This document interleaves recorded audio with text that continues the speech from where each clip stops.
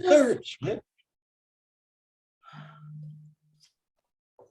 We'll give a few minutes for the attendees to get logged on. We have 105 people registered today. Wow. We're popular. And Coin 6 News has registered. Oh, great. Everybody just wants to be with the in crowd.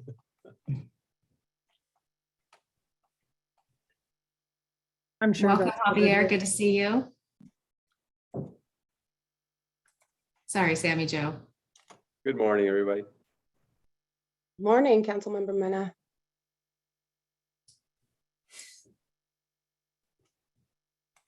Okay, attendees has stopped. We can proceed.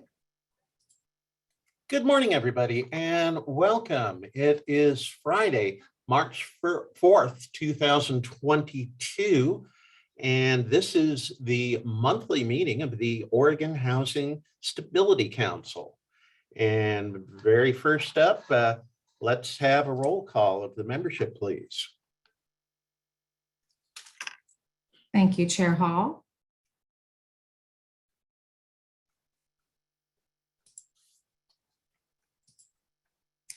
Councilmember DeFantorum. Present.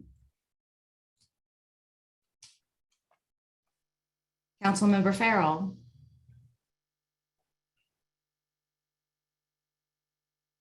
Chair Hall. Here. Councilmember Higginbotham.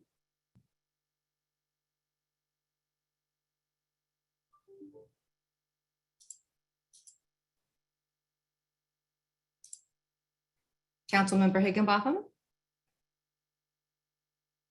She was here a moment ago. She was. Sorry, if that's me, I'm Okay. here. My computer Yes. just threw me out. Okay, thank you. Councilmember Jameson. Here. Councilmember Lee. Here. Councilmember Mena.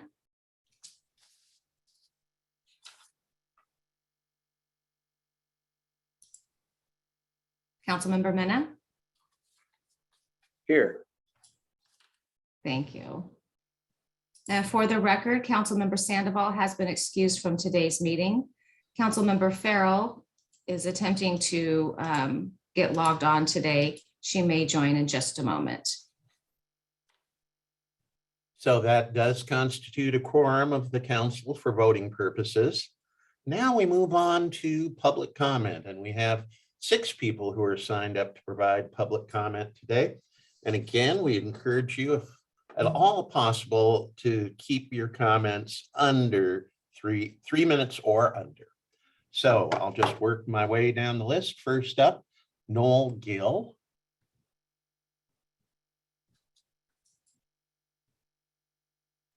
Go ahead, Good Noel. morning, everybody. Good morning. I just wanted to thank you for the opportunity to provide the public comment. I'm here today to discuss the Oregon rent control and a growing concern regarding the financial stability of our LIHTC communities from this legislation. This seems to be isolated mostly to our LIHTC home and even potentially our LIFT assets only. We recently took over the management of some LIHTC communities and assessed the financial condition. With the allowable rent increase that we were able to receive on that community, we were still not able to pay adequate wages to attract staffing, and the asset is falling behind financially. This may have future implications on the physical performance. I spoke with another owner agent in a similar circumstance where the asset is fully occupied, 100% of the rents are collected, and is suffering a $60,000 operating deficit that's continuing to grow. We also have an owned asset that was financially strong in 2019, and we artificially kept the rents low to best serve our families. 2 years of pandemic, and this asset it's no longer cash flowing, and we're unable to sustain a preventable maintenance position. We're not asking to move current residents to the tax credit maximums, but what we're asking to do is move our vacant units to the tax credit maximums. The assets need this income to continue funding expenses necessary to maintain decent, safe, and sanitary housing. There aren't any limitations on expenses, so state-imposed rent limits jeopardize the health of our assets.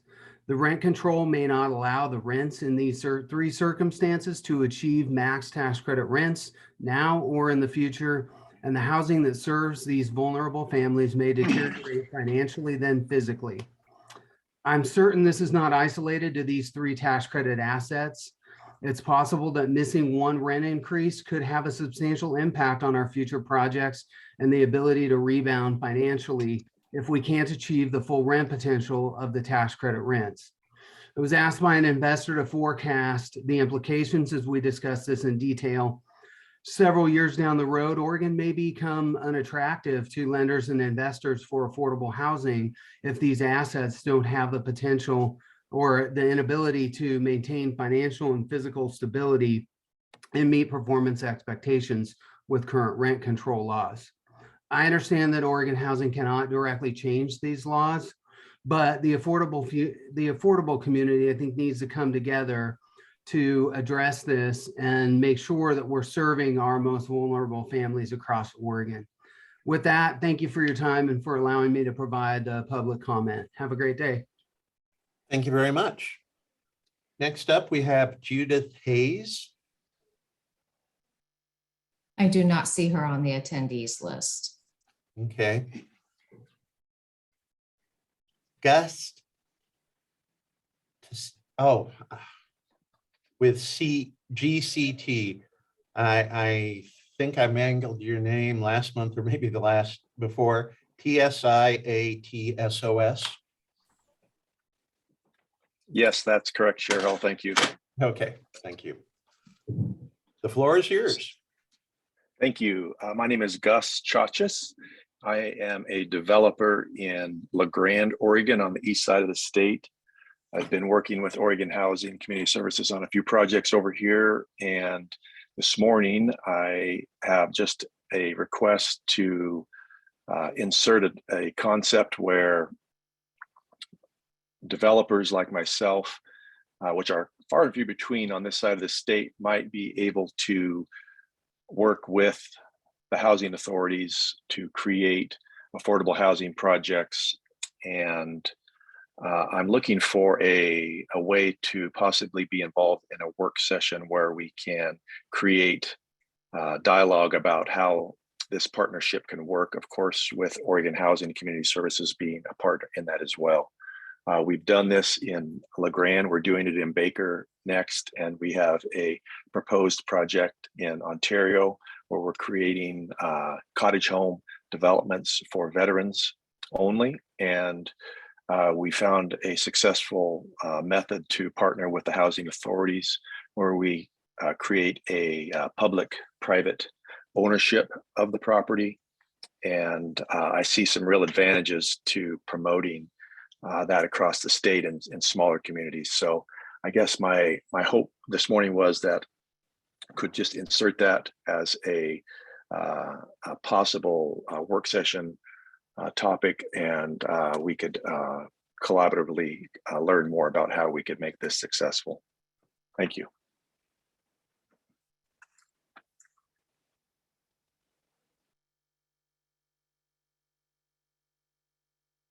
Whoops, forgot to unmute. My apologies.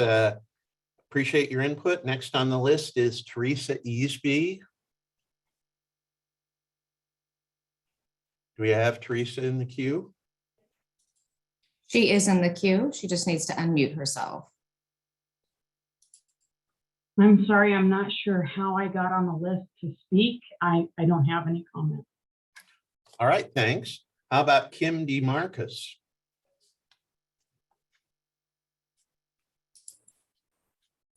Same for me. I'm here to listen. Okay, Deborah Lake.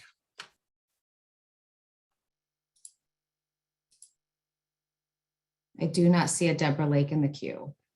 All right, then that wraps up the pre-scheduled public comment. We'll now offer an opportunity if anybody online would like to offer public comment, please use the raise hand function now.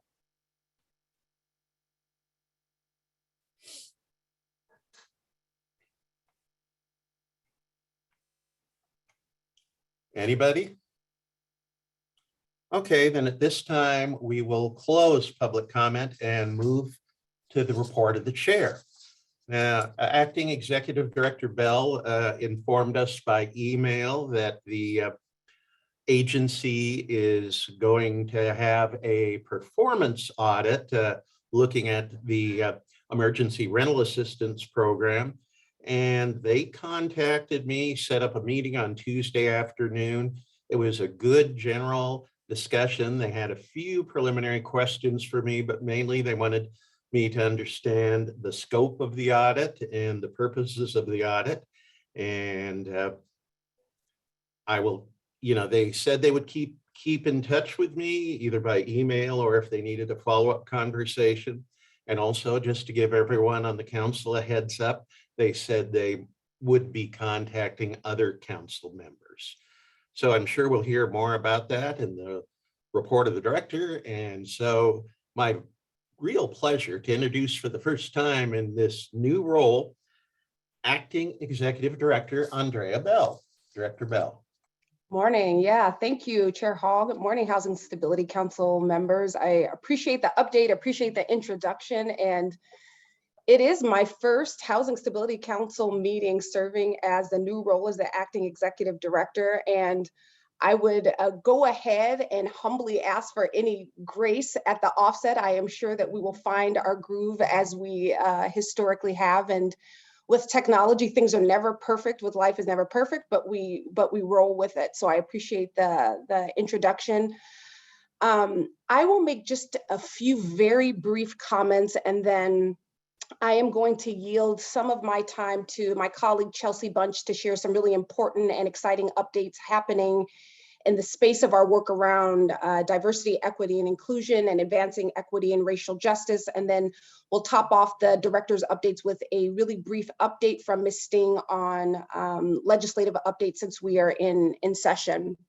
So as the council knows, this undoubtedly continues to be a really busy time for the agency. And so I would just say from me to you, I am filled with so much optimism and resolve, both for the people of this agency, for this council, and our collective responsibility and opportunities that we have in this particular moment.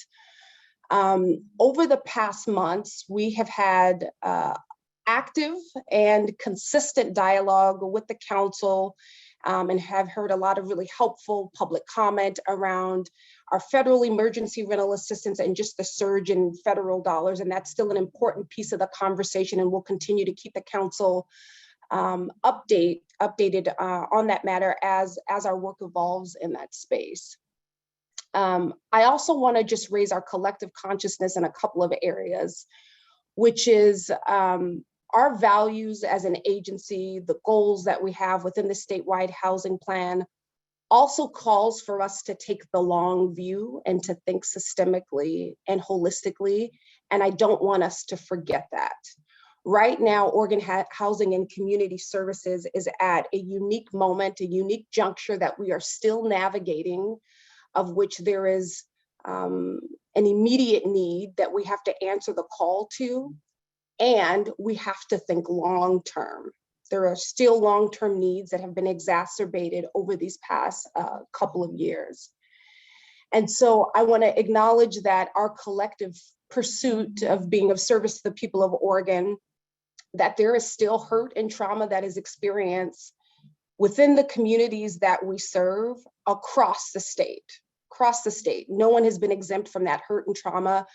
It exists within our rural communities, our suburban communities, our urban communities. And this is also a time of healing. And it may feel a little odd as a government agency, as a state housing finance agency, to really talk about healing, but I think it's an important piece of the conversation and a big piece of our commitment as we do our collective work.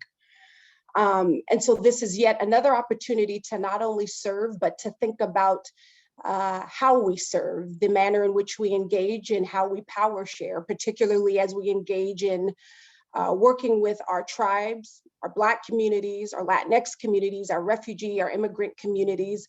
This is a time to think differently around power sharing. And so I want to raise that collective consciousness. And then as we get into the agenda today, like many of our agenda topics that we have, each of these areas of work that we bring, and we have a lot of conversation around the technicalities of things, which are important. I also just want to elevate as well that the humanity of our work is not lost on us, and I don't want us to get lost, for that to get lost in our collective conversation as well. So whether we're bringing an affordable rental housing topic around a supply or rent increase policy, whether we're continuing to engage around disaster recovery and resiliency, and then our work around homelessness, I want to just continue to remind all of us, and it's a reminder from ourselves, to not let the humanity of this really important work get lost on that. So as we lean into both continuing to live out our values and advance equity and racial justice, that is core to who we are. That is who we've been, and that is who we will continue to be. And we will not be perfect, but we are 100% committed. And so I want to just put a couple of those kind of key comments out there. Also, just for the council to be aware, I know sometimes when there is leadership change, sometimes there's question around whether there are going to be big changes to the agency, and there are no big scale, large scale changes happening to the agency. We are very clear about our identity, about who what our collective work is. And there certainly is no shortage of opportunity right now to be of service. So I appreciate the council, appreciate all of the staff across Oregon Housing and Community Services that is continuing to do the grind and the work behind the scenes that folks don't always get an opportunity to see. I have so much gratitude and so much appreciation for all the folks doing this work and doing it with so much heart. So with that, I'm going to very quickly pass it to Ms. Bunch to share really quickly some updates in our work happening out of our Equity, Diversity, and Inclusion Office. Thank you, Director Bell. Good morning, Chair Hall, Director Bell, council members. Really great to be with y'all today, this morning on hopefully maybe not so rainy of a day today. My name is Chelsea Bunch. I use she, her, hers pronouns, and I am our agency's Equity, Diversity, Inclusion Officer. I just wanted to take a few minutes to elevate and brief you all on a couple of pieces of key work that we have going on. One external body of work and one internal body of work. And I think before I begin, I just want to say certainly this does not encompass all of the multitude of things that are happening within our kind of equity and racial justice space, but they are salient right now, and it feels like the right time to elevate what's going on. So let me start externally, and let me just really elevate the work of the Racial Justice Council. So the Racial Justice Council is an effort that's led, it comes out of the governor's office, and it's really rooted right in the codification of the Racial Justice Council within statute, which was huge, and that happened last year. And really the goal for the Racial Justice Council is to support institutionalizing racial justice into the conduct of all state business, right, across the whole of state government. And that includes directing the Racial Justice Council to advise and assist state agencies in creating racial impact statements for programs that will be a part of our agencies, all of our agency request budgets. And so the agency request budget build process is a process that we go through every other year, right? And so we are literally in the middle of prepping for our 23 budget build.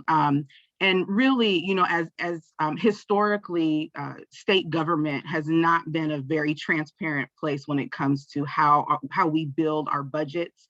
Our budgets are moral documents, right? And they guide what programs and policies show up in the work that we do, right? And so there's never a greater place, there's no greater place to really lean into institutionalizing racial justice into that process. And there's no greater place to bust those doors wide open, to make sure that we really are engaging with community so that the programs that we're actually putting out are reflective of what community needs are. So that's kind of the foundation of the Racial Justice Council.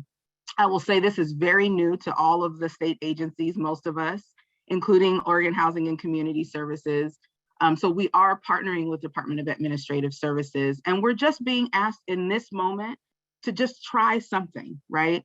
Oftentimes we think we got to change it all right now. And I think I've come to you all before and have said that on this road and this path to transforming as an agency, it's a huge ship to turn, and it takes some time to get there. And I'm one of the most impatient people, but I also recognize the diligence and intention that we have to put into this work. So it's new for us, but we are getting some support from the Department of Administrative Services, which is awesome. And agencies are really being asked to begin somewhere and to take that next step and really to focus on some specific programs within our agency request budget build that we will be able to do some deeper engagement specific to Black, Indigenous, communities of color, tribal communities around a specific program. So we had the opportunity to kind of begin to develop a draft engagement plan, community engagement plan back in December. We worked on that in November and December. And in January, we actually had the chance to attend the Racial Justice Council Housing and Homelessness Subcommittee to get some initial feedback and to do some initial visioning together. And that was in mid-January. It was a really wonderful meeting. And then we came back to the full Racial Justice Council on February 9th and received some additional really great feedback.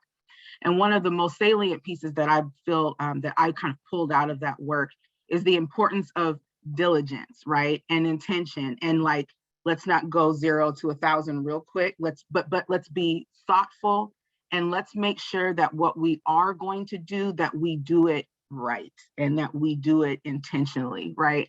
And then I think the other thing I'll say there is just the importance of closing the loop, right? So in this process, I think one of the things that we really want to lean into as we engage community on our specific topic, and I'll get there in just a second, is that we got to make sure that when we're asking community for feedback and we're incorporating it and it's helping us iterate to the next level of that particular program, that we actually need to go back and people need to be able to clearly see how their input has actually shifted our thinking and shifted the way program is being developed. So I know it's something that I'm really committed to. It's something that our team is really, really deeply committed to. And you all have heard me say before that we are never going to be racially just unless we engage with community. And so this is just a really opportune time to do that. So we are focusing really specifically on building out a statewide training and technical assistance policy option package. And that's what we're looking to really engage deeper with community on.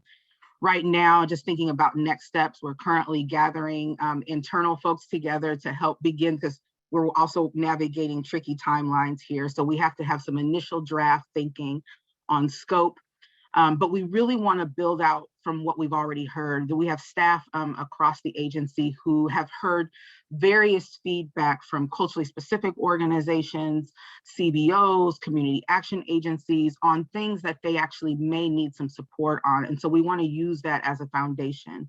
We also know that there's some tables that have already been kind of curated. And I'm thinking a lot about our tribal housing work group. My colleague, Tim Maher-Masihis, and Councilmember Sammy Jo Diffentorum are leading that effort and working with that group. And so these are really great places for us to just connect and vision together. And so we're just really, really excited about the opportunity to do that.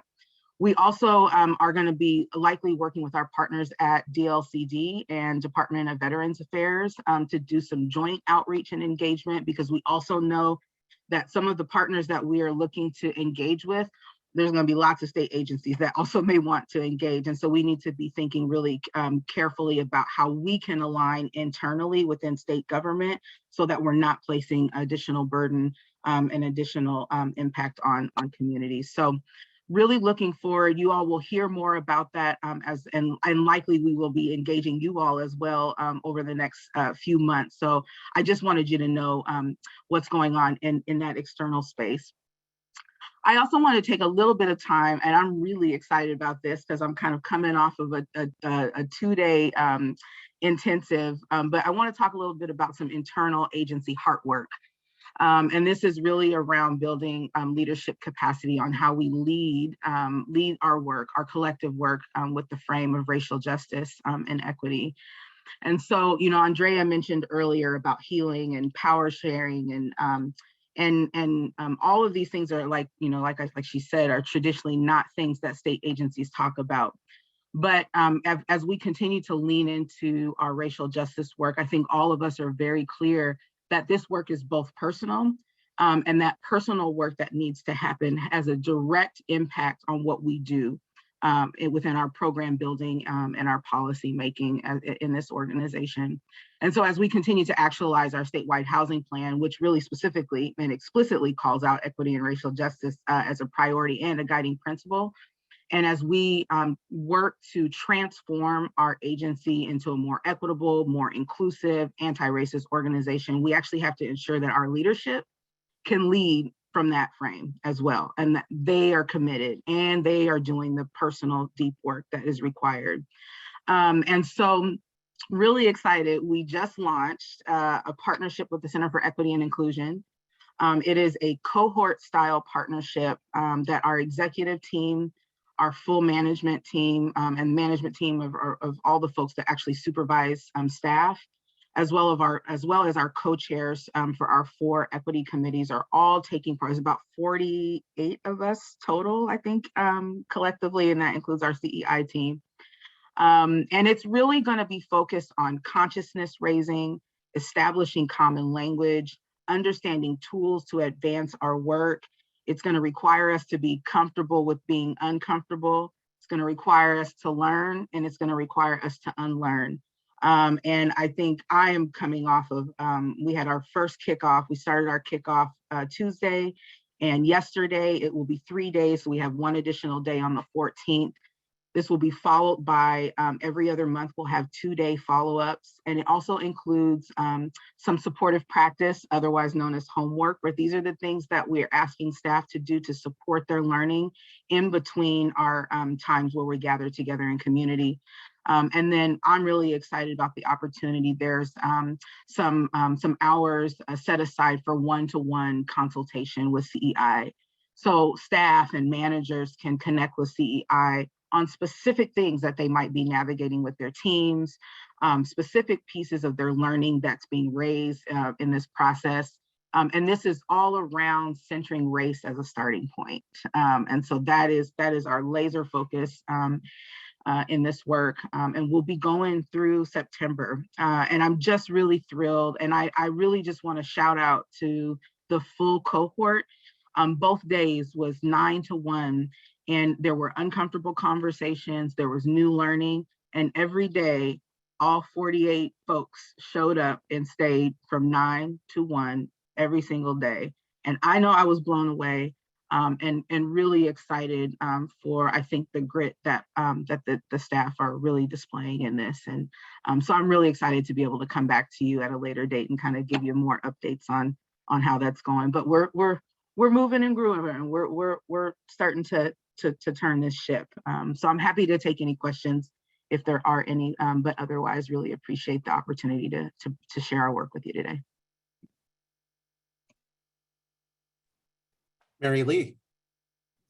Thank you, Chair Councilmember. Hall. You know I had to get in here right away. I Mhm. just also Acting Director Bell and Director Bunch, I couldn't be more thrilled. And I have to tell you, my heart needed to hear these things today with all of the latest violence against Asian people, particularly Asian women. My heart has been very heavy in these last several days. And to hear just the energy and the work that's coming forward under your leadership and the leadership and commitment of all of the senior staff here, it's like a balm to my soul. And I just say thank you. Thank you, thank you, thank you.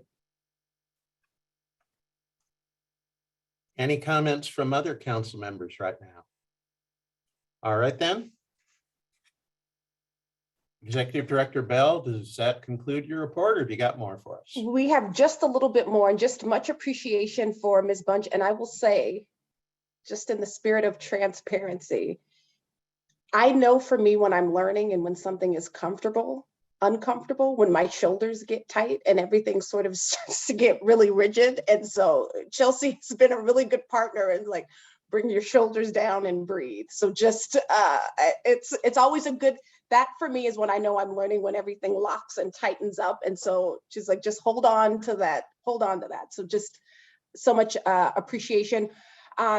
Chair Hall, we will round out with an update from Ms. Sting to give a legislative update to include some of the important bills and conversations that are happening, maybe that don't directly impact OHCS, but for council's awareness, and then also some updates for new things coming to OHCS. So Ms. Sting, take it away.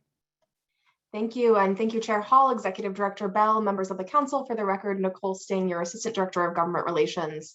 I spoke with you last month about the whirlwind of a legislative session that we were embarking on. It's a 35-day sprint, and this one was marked by another record revenue forecast, indicating that the legislature had resources to invest.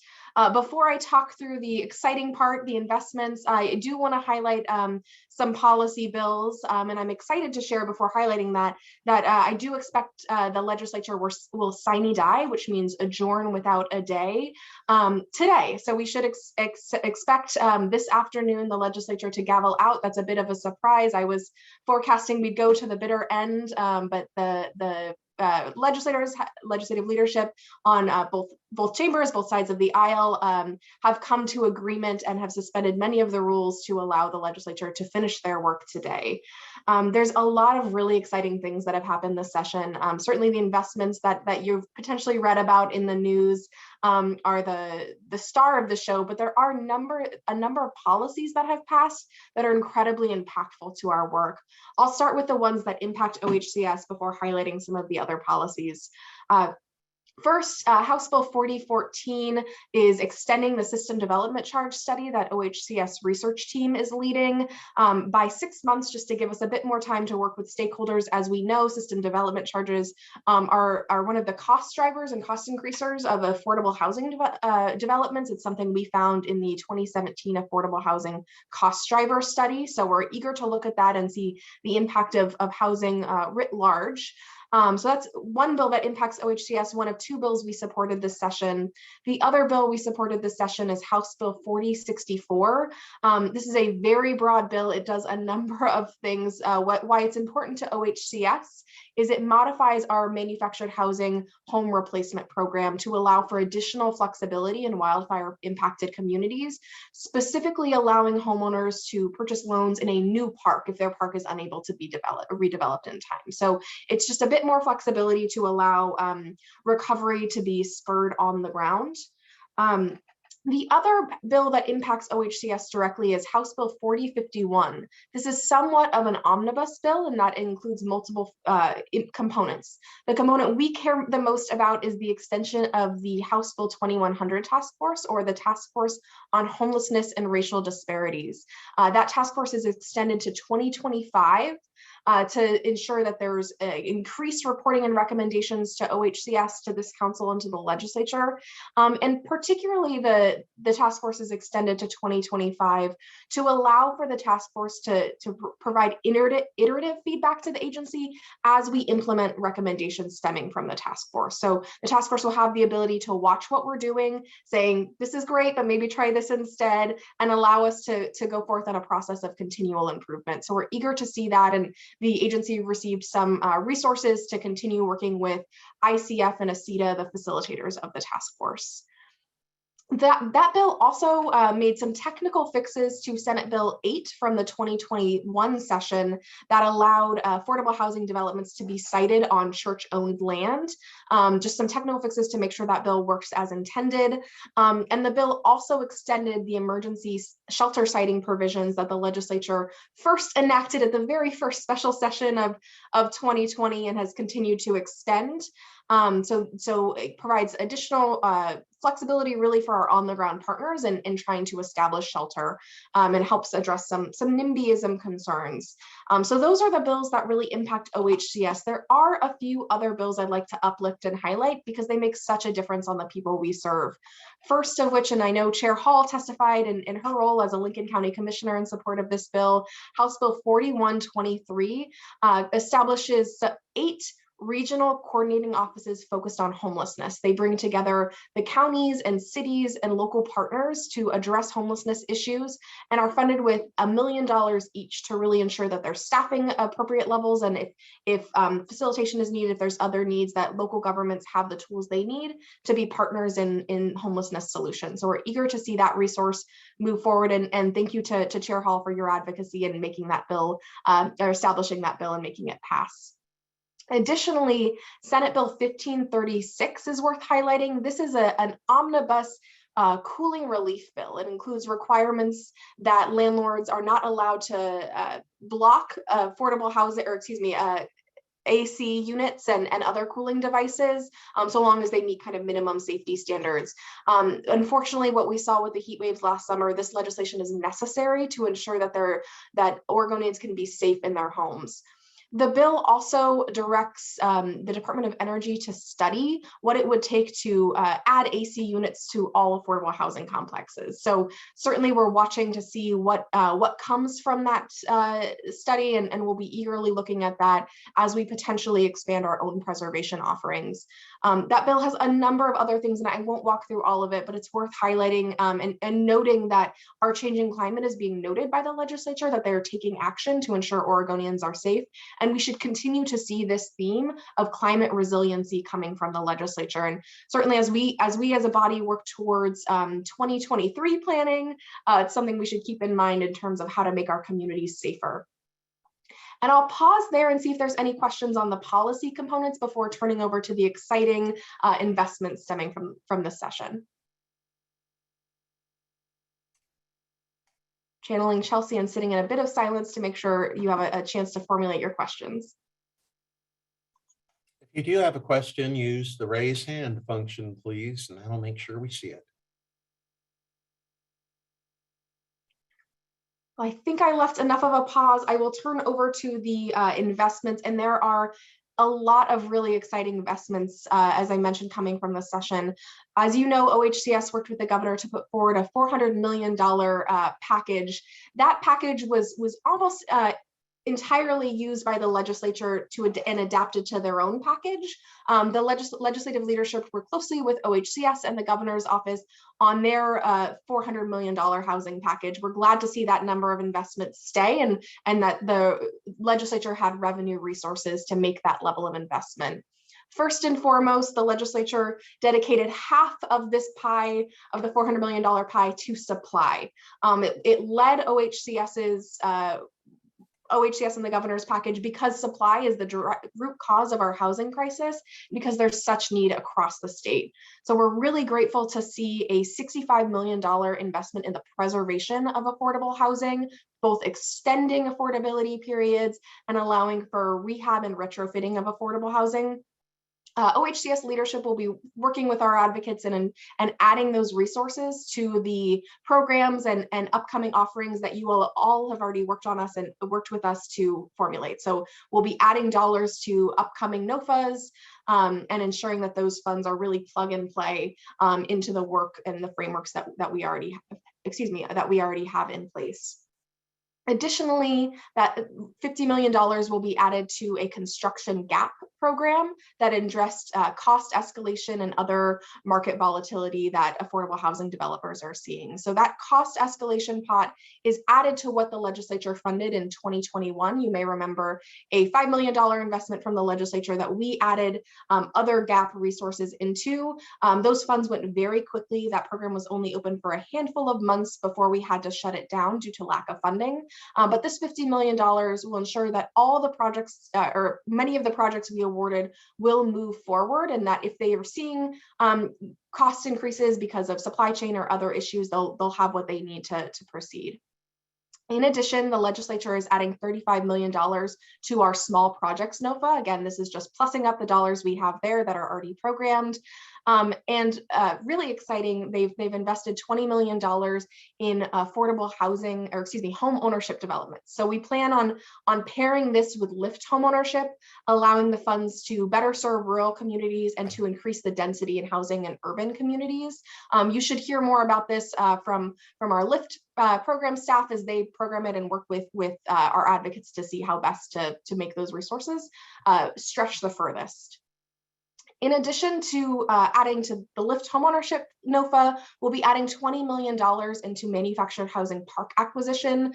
We all know the importance of manufactured housing. I won't belabor it, but we're excited to see additional preservation resources for manufactured home parks. And the last development resource is another $10 million for the land acquisition program. We'll use this to ensure if there's financing delays, that property or affordable housing developers can hold on to their land. So you should hear more about that in the coming months from our affordable rental housing division. In addition to supply, the legislature made an investment in homeownership. So they've provided $15 million to homeowner counseling. This will include resources to our homeownership centers that are dealing with cost increase due to COVID. It includes resources to ensure manufactured homeowners can navigate some of the newer programs that have come online in the last few years. And additionally, it'll help our community dispute resolution centers and the work that they're doing in manufactured home parks. We've heard from them that because of COVID, their costs have increased and they're having a harder time doing the work that they're mandated by statute to do. So we'll be providing additional resources to them to address those cost increase. Last and certainly not least is the investment that really came together towards the tail end of the session. I just want to give a huge shout out to Assistant Director of Homeless Services, Mike Savara, who worked really closely with myself and legislative leadership on this package. It's an $80.5 million package in homeless services, prevention, and our kind of coordination infrastructure for homelessness. So to break down that package, there's the $500,000 investment we requested to establish an interagency council on homelessness and support Built for Zero on the ground. So we'll be able to move forward with the interagency council on homelessness this biennium, as well as providing resources to Built for Zero. The legislature also felt it was important to invest in more homelessness services this biennium.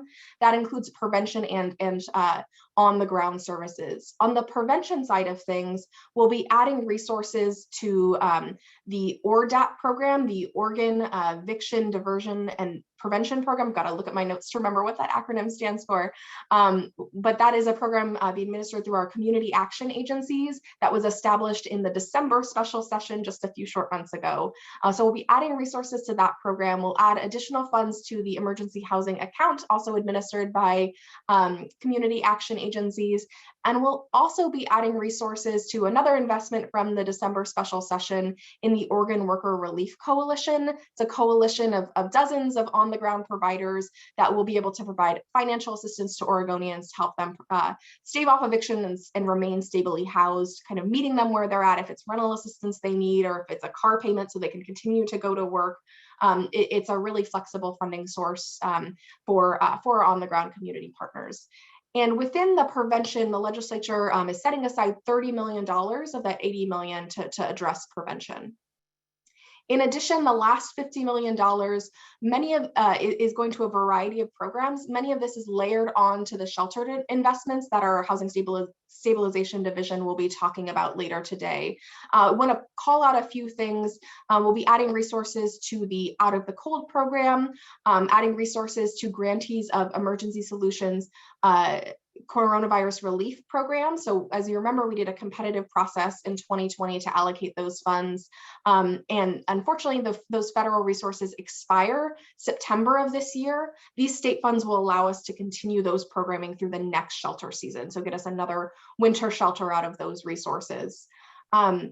And we're also looking at funding shelter models such as shelter respite models with Mid-Willamette Valley Community Action Agency, and particularly supporting Project Turnkey developments and ensuring they have the operational resources they need.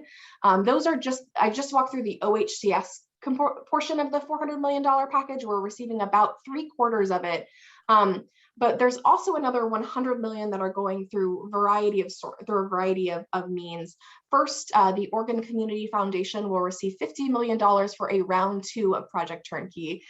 Just as a reminder to those council members and those listening, Project Turnkey was an innovative program to support the quick acquisition of motels, hotels for shelter. Their round 2 will expand it to other developments and not just shelter. So it could be, an office building or other empty buildings for sale that could be converted to shelter or affordable housing uses. The legislature also is investing $15 million in a manufactured housing development plant idea being led by the St. Vincent de Paul of Eugene.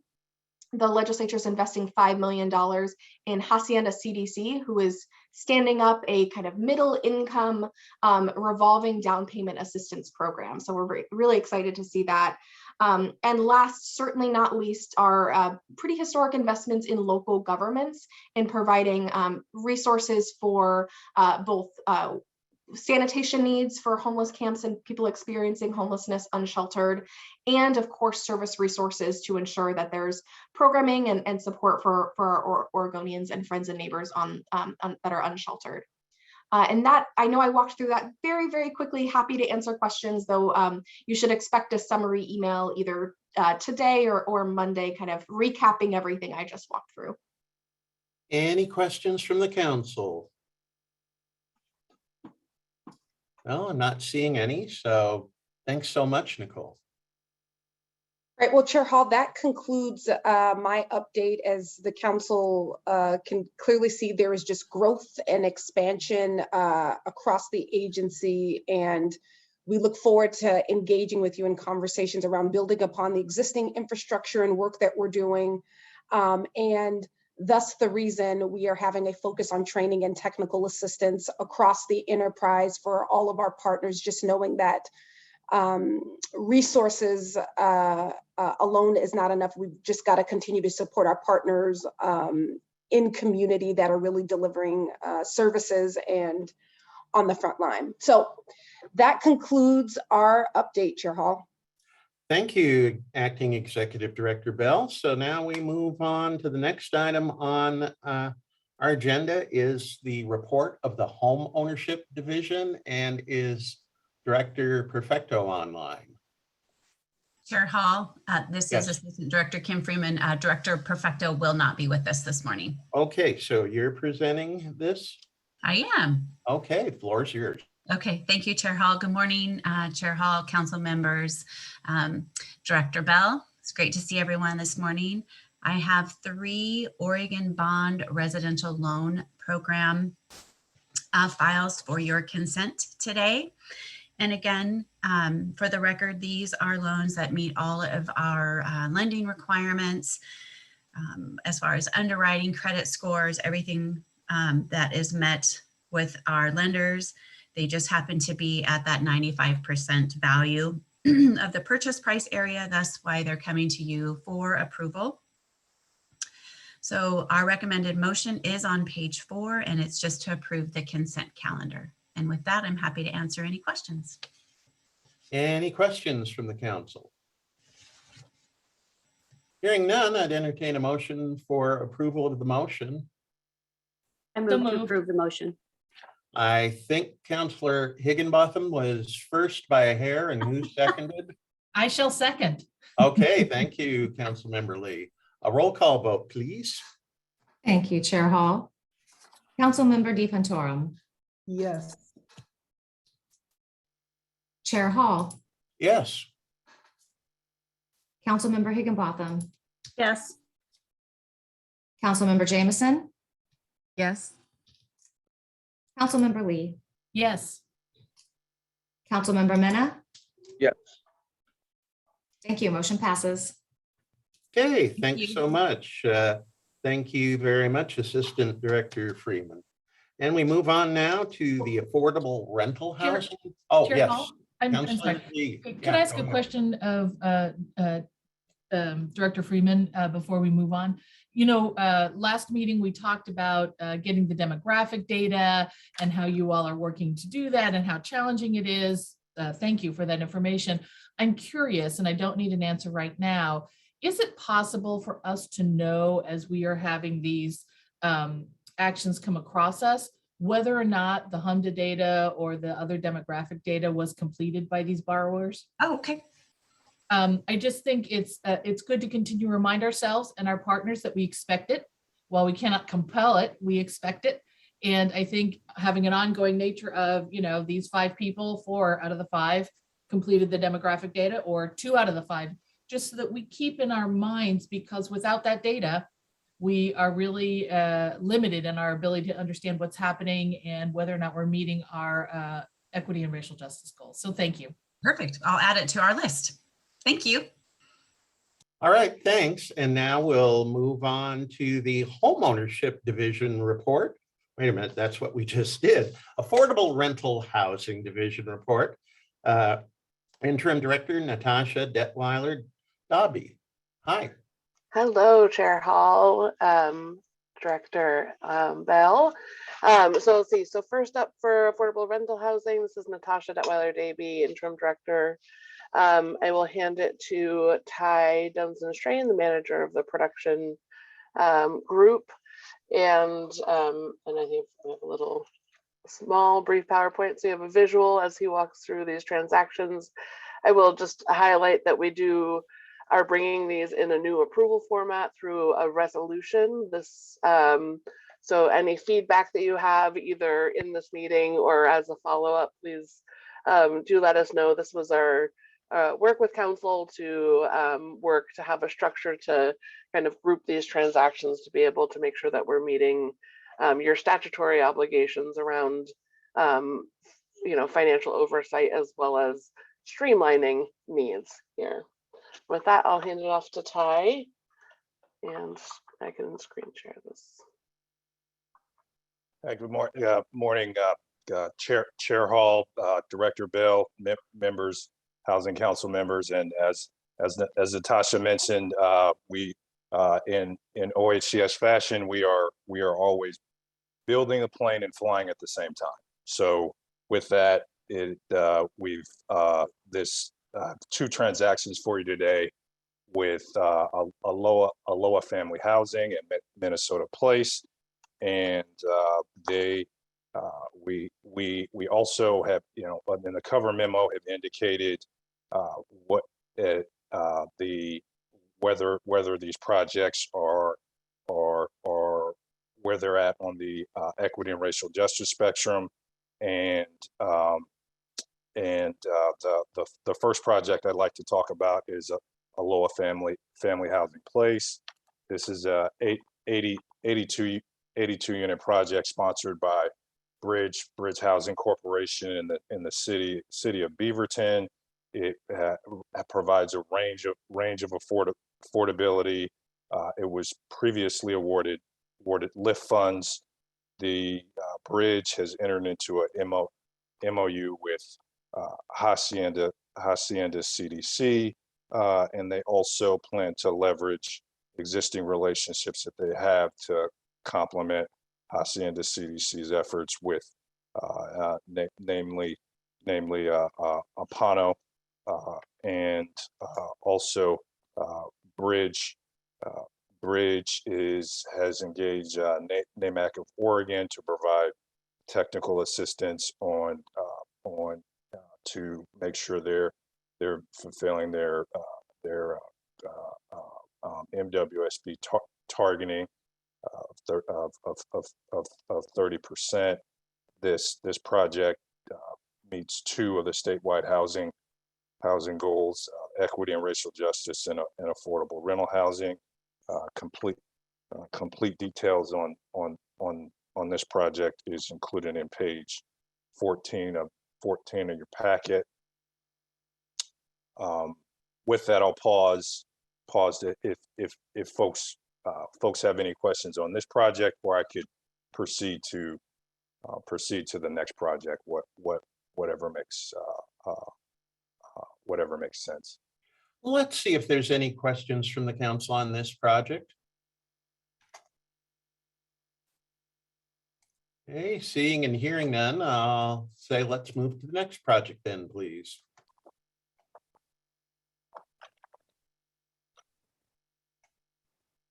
Okay, Minnesota Place. So the sponsor, so this is a project in the city of Portland, sponsored by PDX Signature Properties, 72 units. And the project sponsor has signed MOUs with YMCA of Greater Portland and Multnomah County Department of Human Services. They also have engaged with Cascade Management, who has also plans to do further outreach with the Urban League of Portland and a host of other culturally specific partners. The planned the contractor is going to be has committed to a 30% COVID participation goal and is actively involved in conducting direct vendor relationships as to make sure that is achieved. This project meets two of the statewide housing plan goals: equity and racial justice in affordable rental housing. The complete details on this project are included on page 17 through 19 of the packet. And with that, happy to entertain any questions or ask that you approve the consent, the approval for resolution on, I think, page, what page is it on in the packet? It is, I want to say, on page, on my screen it's page 20, but but before that, any questions on Minnesota Place? Councilmember Lee. Thank you, Chair Hall. I just want to state for the record that I work for the Department of County Human Services. I am not engaged in any way, shape, or form with this project, and just want to clarify or ask, should I recuse myself from the discussion and the vote? If we're voting on them en masse in a resolution, then I would also be recusing myself from the ALOA project. So just asking for a little guidance on what is the best thing to do here. Acting Executive Director Bell, would you weigh in? I'm thinking since there's no fiduciary interest and Director Lee isn't directly involved in either of these projects, that it would be okay for her to vote, but I wanted to see if you have any thoughts. Thanks, Chair Hall and Councilmember Lee. Appreciate the transparency. From my understanding, that is accurate. Chair Hall's summary is accurate. So you are good to engage and vote. All right, would somebody like to make a motion for approval of these two project recommendations? So moved. Okay, Councilmember Higginbotham moves, and do we have a second, please? Second. Okay, who? Candace. Oh, hey, Councilmember Jameson. You weren't in the row of little boxes at the top of my screen. All right, could we have a roll call vote, please? Thank you, Chair Hall. Councilmember DeFontorum. Yes. Chair Hall. Yes.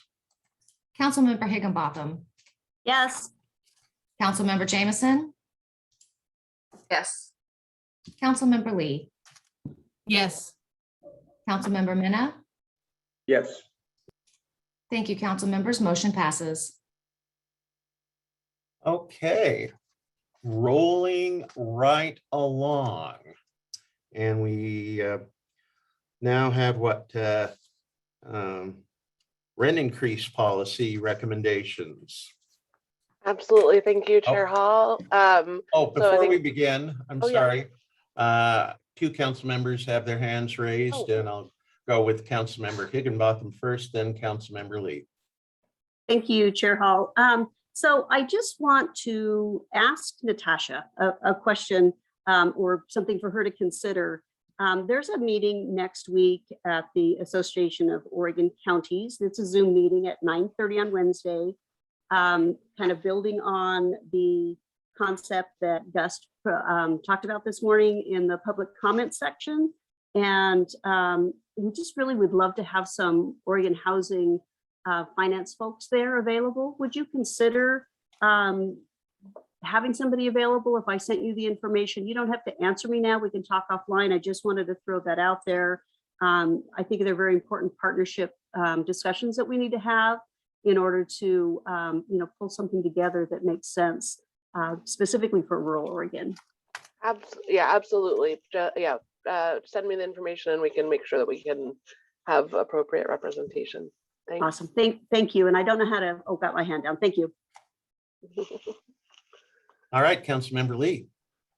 Thank you, Chair Hall. I just wanted to ask a few questions about our new format and the practice that we're testing out. So thank you. We've talked for a long time about trying to do these in a different way, and I really appreciate the creative energy. I have some questions. They don't need to be answered or responded to right now.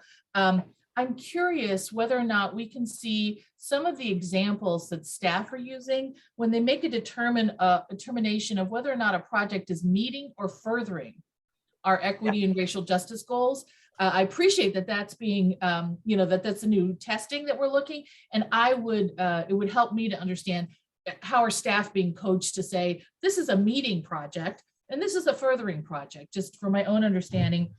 Secondly, I super appreciate the statement about we're going to be working with the folks who either aren't meeting or just meeting or, et cetera, et cetera. I'm curious about how or what that work is going to look like with the projects that we understand to not even be meeting or maybe are meeting and we want to move them along that continuum, right? That Ms. Bunch was talking about earlier. And just trying to understand again, we've talked about this a lot, when and how do we say a project is furthering the statewide housing plan, equity and racial justice goals? And when are they simply doing due diligence that we would expect from anyone, right? For me, the litmus test is a little higher, right, than simply signing the DEI agreement and committing to furthering fair housing, right? So some reflection and thinking about when we do continue to say, what are the statewide housing goals that this project is meeting? Just some more information about how we're assessing that. And otherwise, I just say thank you for continuing to experiment and test to figure out how we can be most efficient and also, live into our values. So thank you.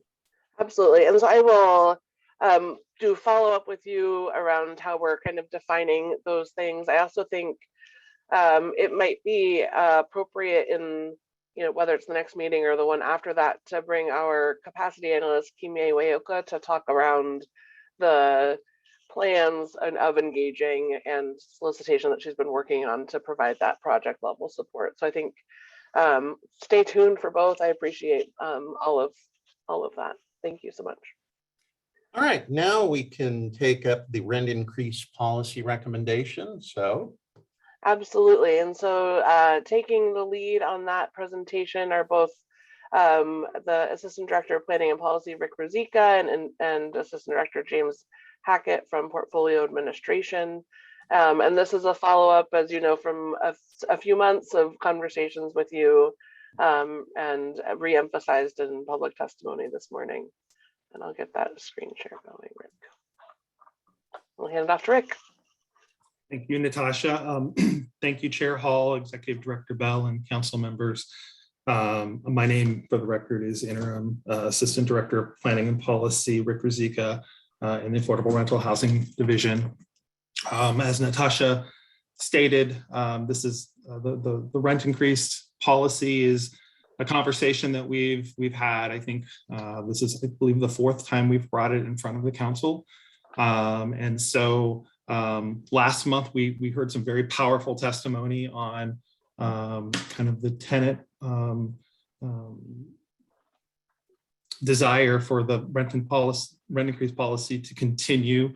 We've also, I think, heard some testimony even today about what additional barriers do for our developers and how it's difficult to continue to keep affordable housing projects financed in good condition. And so it's really a difficult balance that we are trying to kind of to make here. What we are presenting today, we feel pretty good that we've done as good of a job as we possibly could in terms of reaching that balance. We'll let you decide that for yourselves. But just as a little bit of background, HB 3113 in 2021 rescinded the exemption of affordable housing from the statewide rent increase limitation. This change made the Oregon Housing and Community Services rent increase policy somewhat duplicative and potentially unnecessary.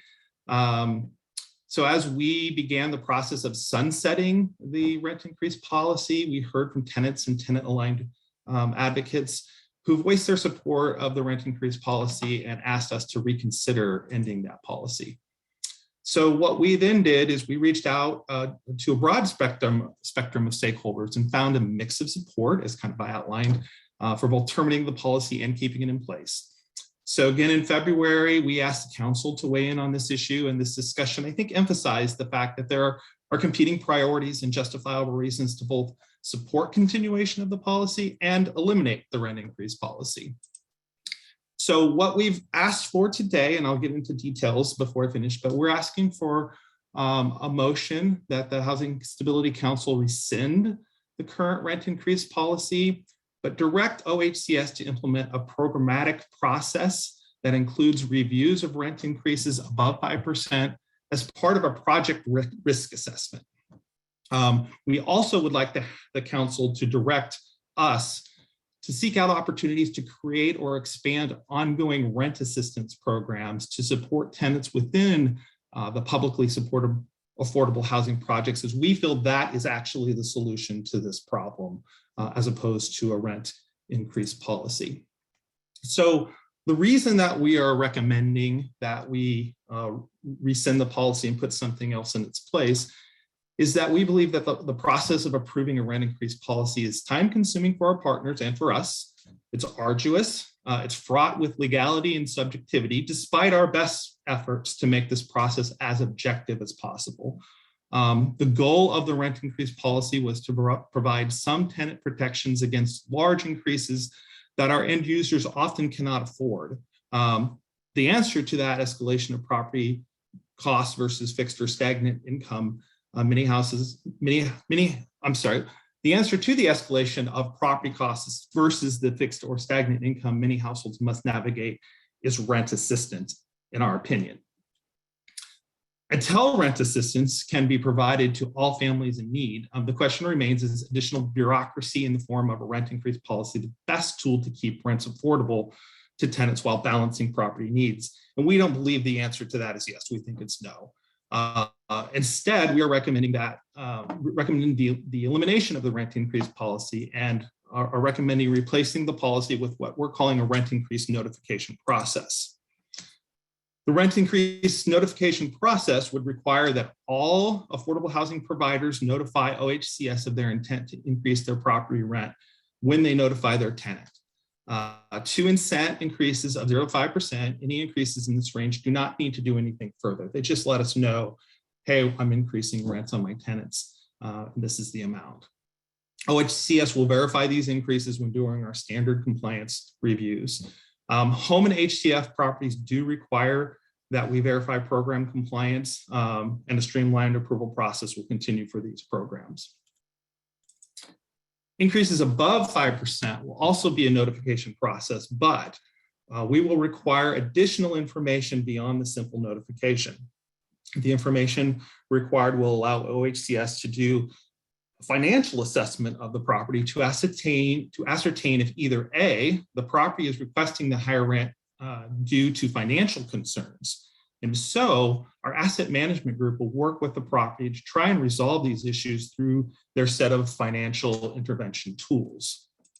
Or B, if the property requests an increase above 5% and does not appear to be in financial instability, asset management team will initiate a conversation, which we really didn't have before, with the property to discuss how these increases affect their tenants.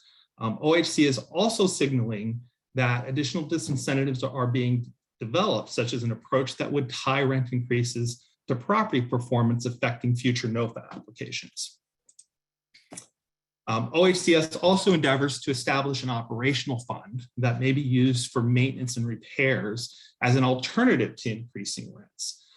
We envision a commitment that would tie these funds to limiting rent increases to less than 5% for a period of time. And in addition to performance tie for higher increases in the operational fund, OHCS will continue to work to elevate the need for additional rent assistance, which is, in our view, the correct solution to this problem. So we are making our expectations very clear in this process, both in writing and in the process itself, that small annual increases of 5% or less are expected annually. This process eliminates the burdensome request and approval process while enhancing communication with the property to problem solve and educate. We understand that neither partner properties or tenants may feel we have fully resolved their concerns, but we have streamlined this process and we removed any form of approval, making things much easier for our partners. But at the same time, we have recommitted to advocating for tenants through an expectation and engagement-based process, emphasizing affordability for those properties, and for those that are designed to serve. So with that, I'm opening it up for questions, and we ask that you consider our motion. All right, council questions. Council Member DeFontorum, you're up. Thank you, Chair Hall. Let me see if I can lower my hand. There we go. So thank you for your presentation. I will say that I have concern about removing rent increase controls because of the impact to tenants, and without having some level of assurance that there's going to be resources, especially for low income tenants who are on fixed income or just low income in general. I can see this potentially causing a lot of harm and a lot of displacement. And I'm thinking specifically about the two developments we have in Portland where they are tax credit units, and I don't know that there is a proposal to change the rent structure there, but I know that a 5% change in rent would have a very significant impact on some of the people that live there. So I guess timing wise, if the policy were repealed today, what is the timeline for resources being in place to help? I did like the suggestion of having a different fund to help with the costs for keeping the units up maintained. I think that that's a smart recommendation, but timing wise, how would all of this work? How would it be implemented in terms of resources for tenants? Rick, do you want me to? Yeah, I saw you took your thing off mute, so I thought, okay, Natasha wants to handle this one, so go right ahead. I think it's a great question, council member. So we are in the process of working to establish this operational fund right now. I think that we will be launching it this year. I'm hoping that in the next couple months, we're bringing an introduction of that programmatic framework to Housing Stability Council to make sure that we can do it. We did include, we didn't get that specific line of funding that we requested from the short session investment, but are prioritizing it and are going to make sure that we can figure out a way to direct resources to prioritize what I think is a really extreme need within our portfolio and really make sure that this is operational. The idea of that intervention is to say, I think the idea of this entire policy is, or policy transfer, as Rick has emphasized, is to say that our expectation is 0 to 5% regular small rent increases, so that you are able to keep up with operational needs, but not place the burden of something more significant upon your tenants. And so in so doing, wanting to say, if you are experiencing an operational deficit, your costs, I think we're seeing this you know, as a COVID reality, right, that costs of operating projects, costs of staffing has increased. And so we want to have the intervention by our asset management group, who is already in the process of reviewing these, but usually on like a in hindsight perspective. What this approach would allow them to do is to say in real time, hey, if you're thinking that you need to increase above 5%, there must be something going on with your project. Let me see all of that information and have that conversation, understand what's going on, at the same time as launching really proactive tools like an operational, or leaning towards like a stabilizing portfolio fund. We have to come up with the right name if anybody has good ideas, with the idea that that gives that asset management group more tools to use when solving operational resource needs, to say, because right now they do have, you know, there's controls that we can do around the resources we have in there, whether that's, you know, restructuring the debt or et cetera. But there's also then this would say, okay, what is the investment we need to do to, maybe it's buying down some other debt so that they have less monthly payments or something, to kind of intervene and recast that project so that it is on a performing basis moving forward. We do also have open, you know, rehabilitation resources. We have an open preservation pool where if there's kind of modest rehab needs, the projects are able to apply and address those outside of a really robust, comprehensive NOFA where you're kind of recapitalizing the entire project. And so I do think there is some inherent risk, but I think putting us in a position where we are able to be putting ourselves forward in partnership versus in adversary to our projects is going to be helpful, as well as the fact that we are going to be tracking these rent increases and telling partners, telling these projects that if we see you implementing rent increases above 5%, when you come to apply for our resources in the future, that's going to count against you. That is because what you're telling us is that you haven't been able to manage your projects appropriately to be mediating impact to tenants and setting yourself on the right trajectory. To be fair, our pro forma modeling when we're in the development process models 2% rent increases a year.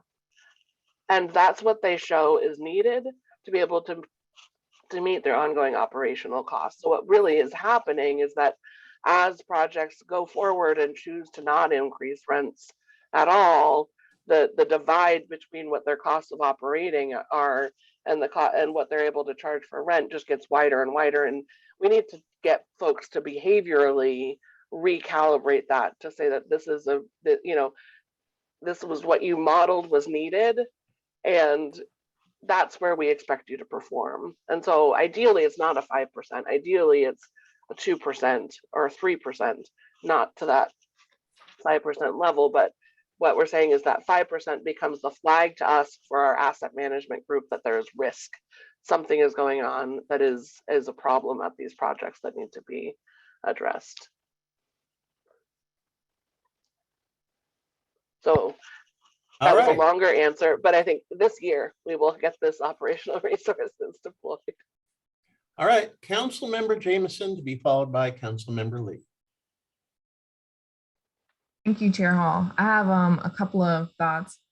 One, when we get to the point of making a motion, I'd definitely like to separate the rent increase policy from the portion where we maybe ask OHCS to seek out opportunities to create or expand rent assistance. I think those are two different things. And you can support one without supporting the other. So I would love to separate those. Looking specifically at the rent increase policy, I think it's not entirely different from what's happening now, in that my understanding when we think about making increases right now at the Marion County Housing Authority, we assume that if it's between 0 and 5%, that OHCS is going to approve it. And if it's more than 5%, then we will have a different process. And so I'm concerned that this doesn't like alleviate any work. It's still a paperwork burden. And I really have an adverse action to the fact that, you know, you needing an increase on one property above 5% may have a negative impact on your ability to get funding for another project in the future, right? Because, you know, whoever developed the property in the past is not necessarily who's working to develop a project in the future. And we're, you know, as operators of affordable housing, we're taking on, you know, we're continuing a story, right? And we're trying to build new stories. And so I have concern about how that would affect different communities. And I have concern about, I think that the idea and the heart is in the right place to start this operating fund for people who, or for organizations or properties that need more than 5%.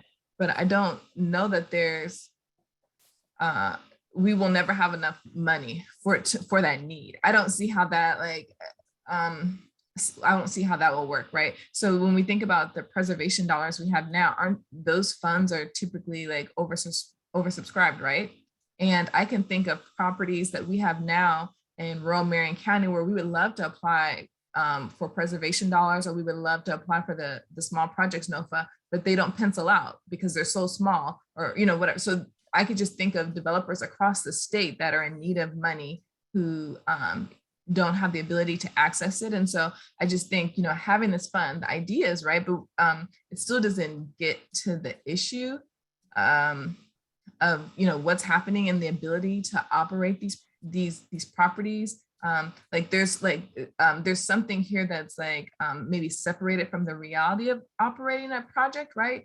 We can say that, you know, we build in these performance that we're going to have an increase of 2% each year, but the cost of steel and wood and what it takes to get a developer to come from Portland to Eastern Oregon, or, you know, wherever, or from Idaho to Eastern Oregon, these things aren't capped at 2%. So I just have concerns that we're still maybe not at the final place of where we need to arrive in order to get everyone on the same page. But I feel like the heart and where OHCS is headed is appropriate. I'm concerned that there's still some things missing there. Thank you. Chair Hall, Executive Director Bell, and council members, do you mind if I respond to some council member Jameson's concerns? Because I think they're excellent.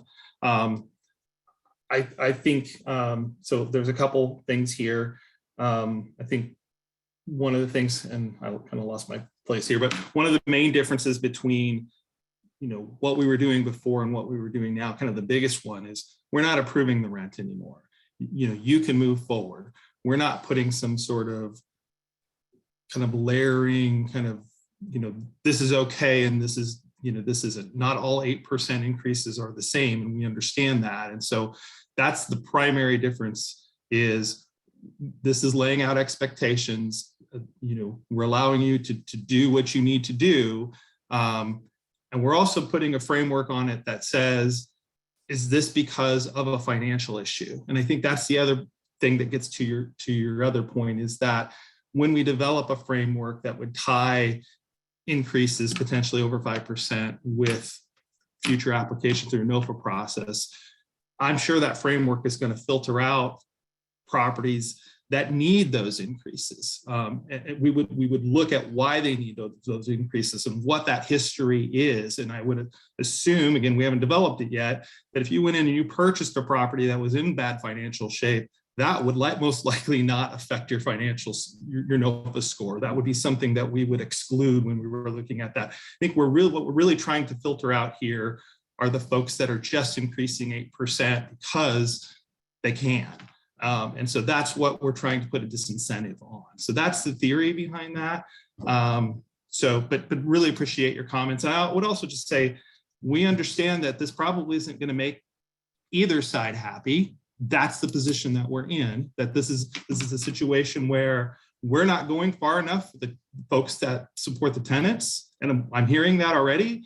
And we're not going far enough for the folks that own the property. And I'm hearing that as well. And so, you know, I think we talked about that last month, that this is a situation where we're not going to make folks happy. So we're trying to find that middle ground that supports the tenants as much as we possibly can, while also supporting our properties as much as we possibly can. Maybe we haven't hit that, but this was the best idea that we could come up with that did both. So thank you. Councilmember Lee and then Councilmember Mania.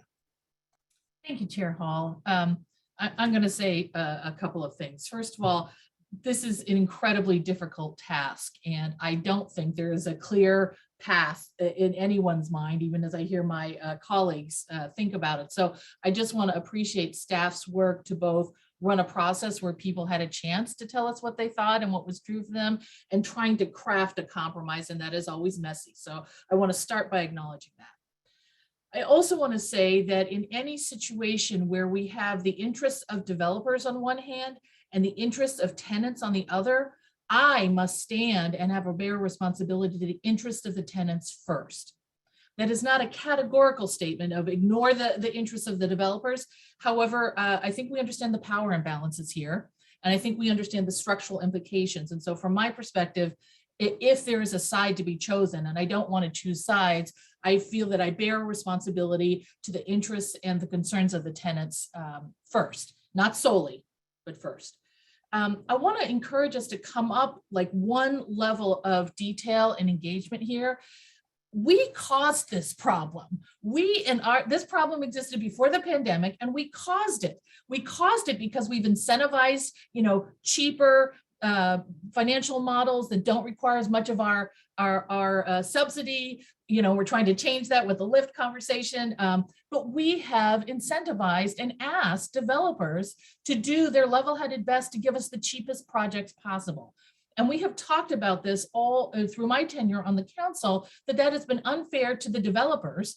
And it's created an unrealistic expectation of what it costs to build a unit of affordable housing that is stable and able to last over time. So I think we have to understand that. I appreciate the fact that we're trying now to look prospectively into the future with the idea about the NOFA and the flexible funding pool.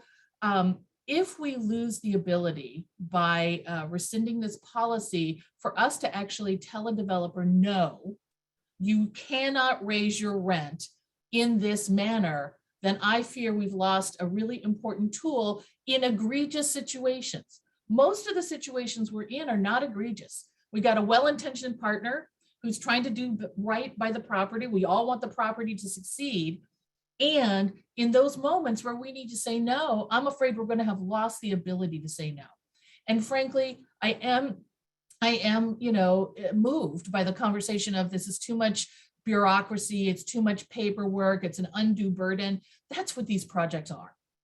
And I think there is nothing that we shouldn't be willing to do paperwork-wise or otherwise to make sure that our housing for our lowest income community members is stable. So Rick, I totally appreciate your transparency in saying, you know what, I'm not sure we may be there yet.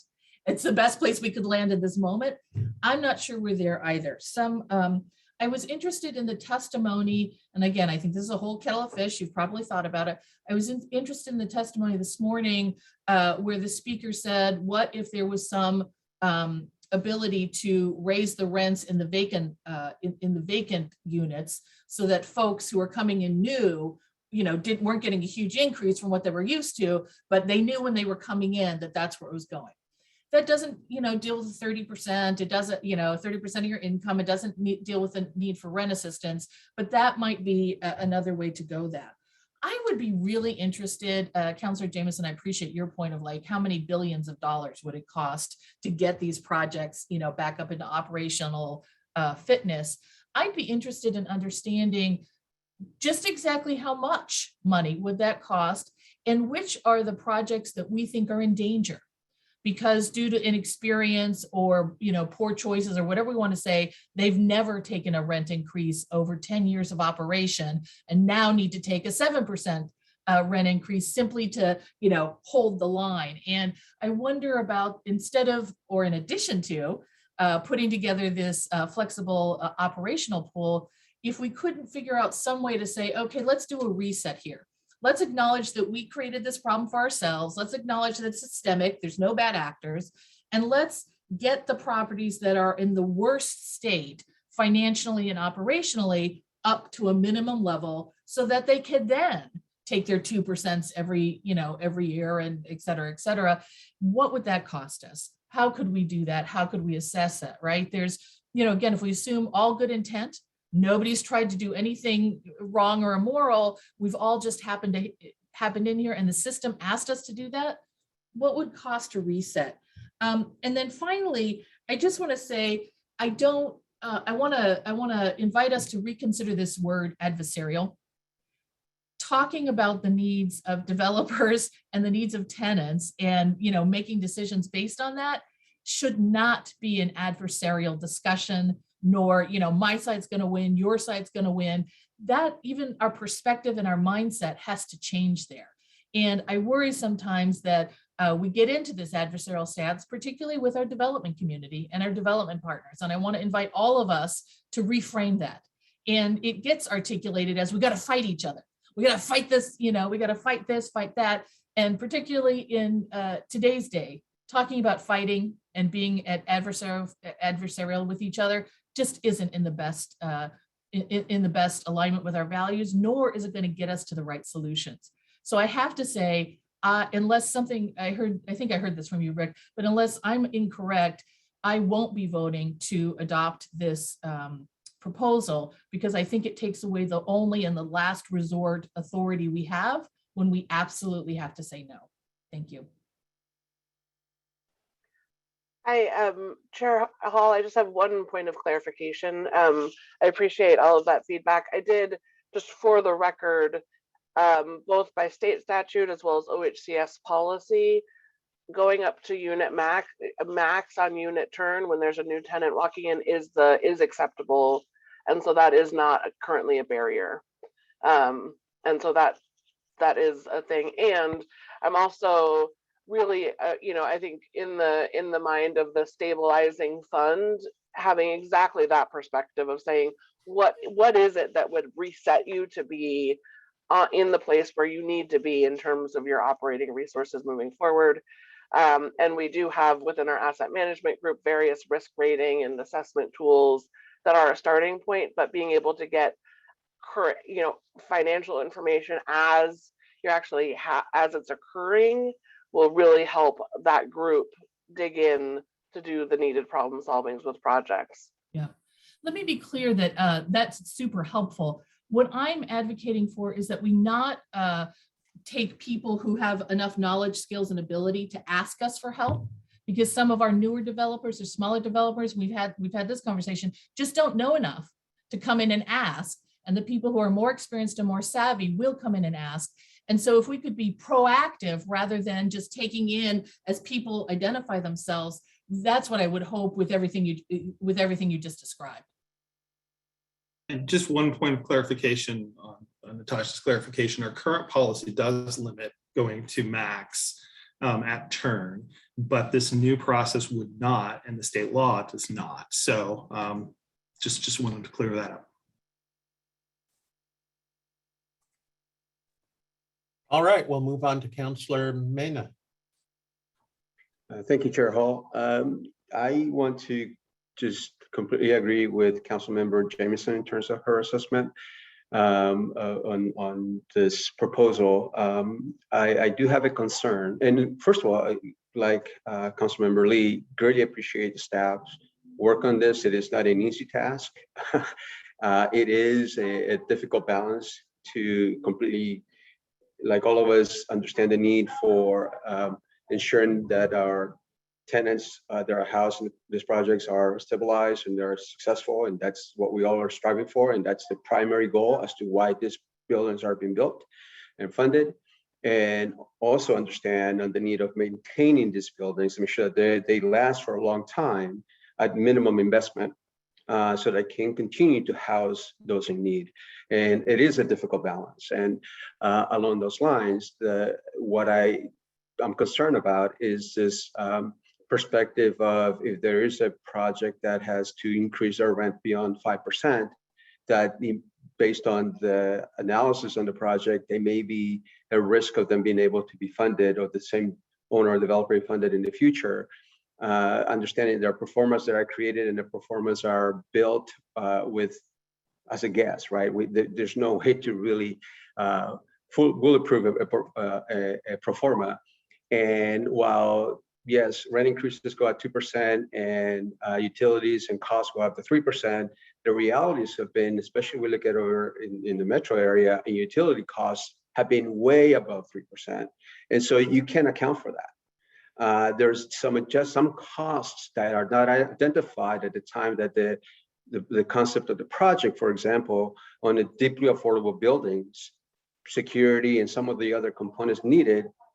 And as Councilmember Lee mentioned, at the front end, we try to minimize all the costs. And so therefore we take away many of the things that are needed to maintain the building, such a building, where once it becomes into operation, is realized that we need those components, those expenses are true, and they get added. And so I wouldn't want those realities to impact those owners, developers, and being able to get funded in the future. And so that's a concern. But beyond that, I think I completely agree. It is a difficult balance. I think that this provides somewhat of that balance. And I'm looking forward to the further conversations. Thank you. Councilmember Mena, just to follow up on my assertion around the scoring impact. I do think, again, this is a thing. This is for, those are future frameworks to kind of work out what that looks like, what the operational fund looks like. I think the anticipation would be, if you are doing that above 5% increase, you go through your asset management review process and they are saying you don't need this, you have no that's when you would be, when it would count.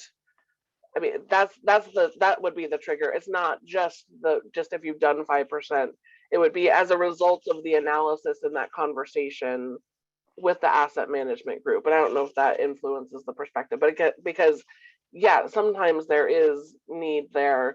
Sometimes we could say, hey, what if you applied for these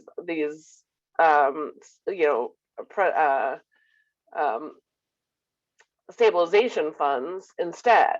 What if, is there a way that we can say, yes, you need this repair, and you don't have enough reserves for it?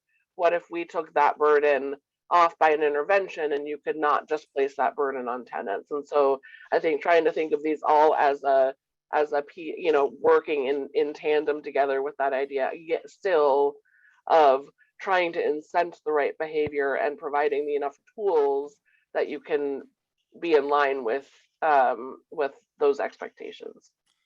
And if I may, the other thing that I would like to say that I don't know that I emphasized enough is what I really like about this proposal is we're really emphasizing communication. We're really trying to talk with the developer and trying to work with the developer to figure out ways to make sure those rent increases are reasonable, and what are the financial barriers to that? How can we help you? That's not currently being done in a yes, this is okay increase, or no, this is not an okay increase. It's a yes or no. This really initiates a conversation that says, how can we help you? What can we do to keep these rents affordable for the tenants that we're trying to serve? And so I think that's, if I can emphasize anything, that's the piece in this that I feel really strongly about. All right, Councilmember Lee, and then Councilmember Mena. Thank you, Chair Hall. Are we under some kind of time considerations to make this decision? And the reason I ask this is the proposal as you brought it to us, and this discussion has been super helpful for me. I am interested in seeing more of the details fleshed out of some of these components of the proposal and the thinking. And I think I'm hearing that from some of my colleagues on the council.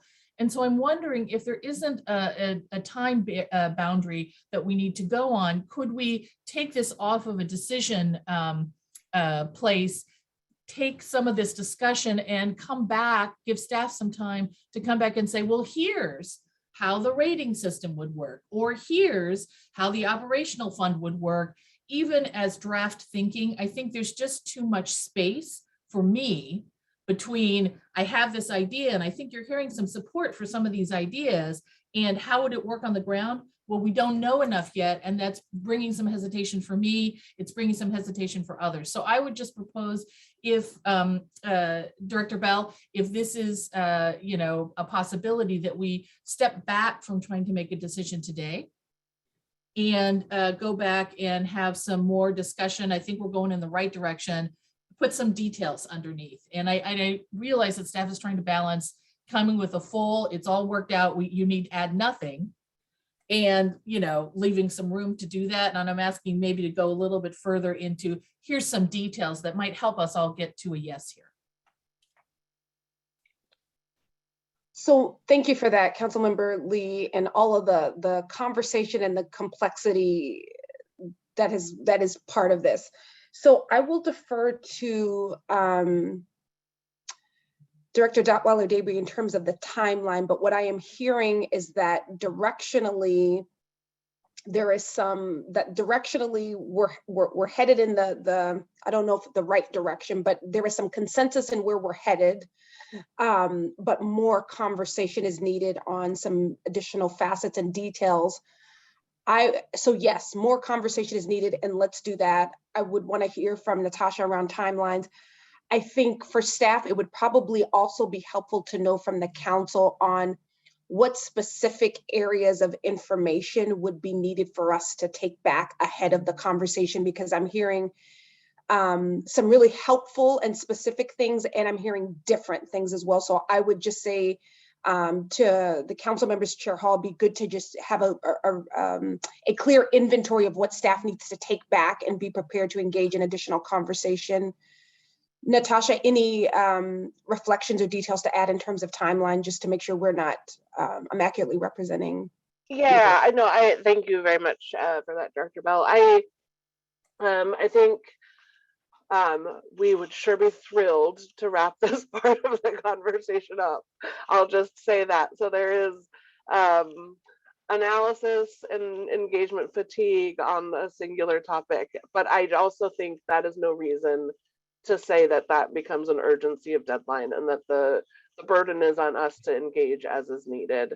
So I think I think that I am where Rick is in terms of feeling like this is the only place of compromise we could feel like does some of the things for all sides, but not all of the things for any side, including OHCS.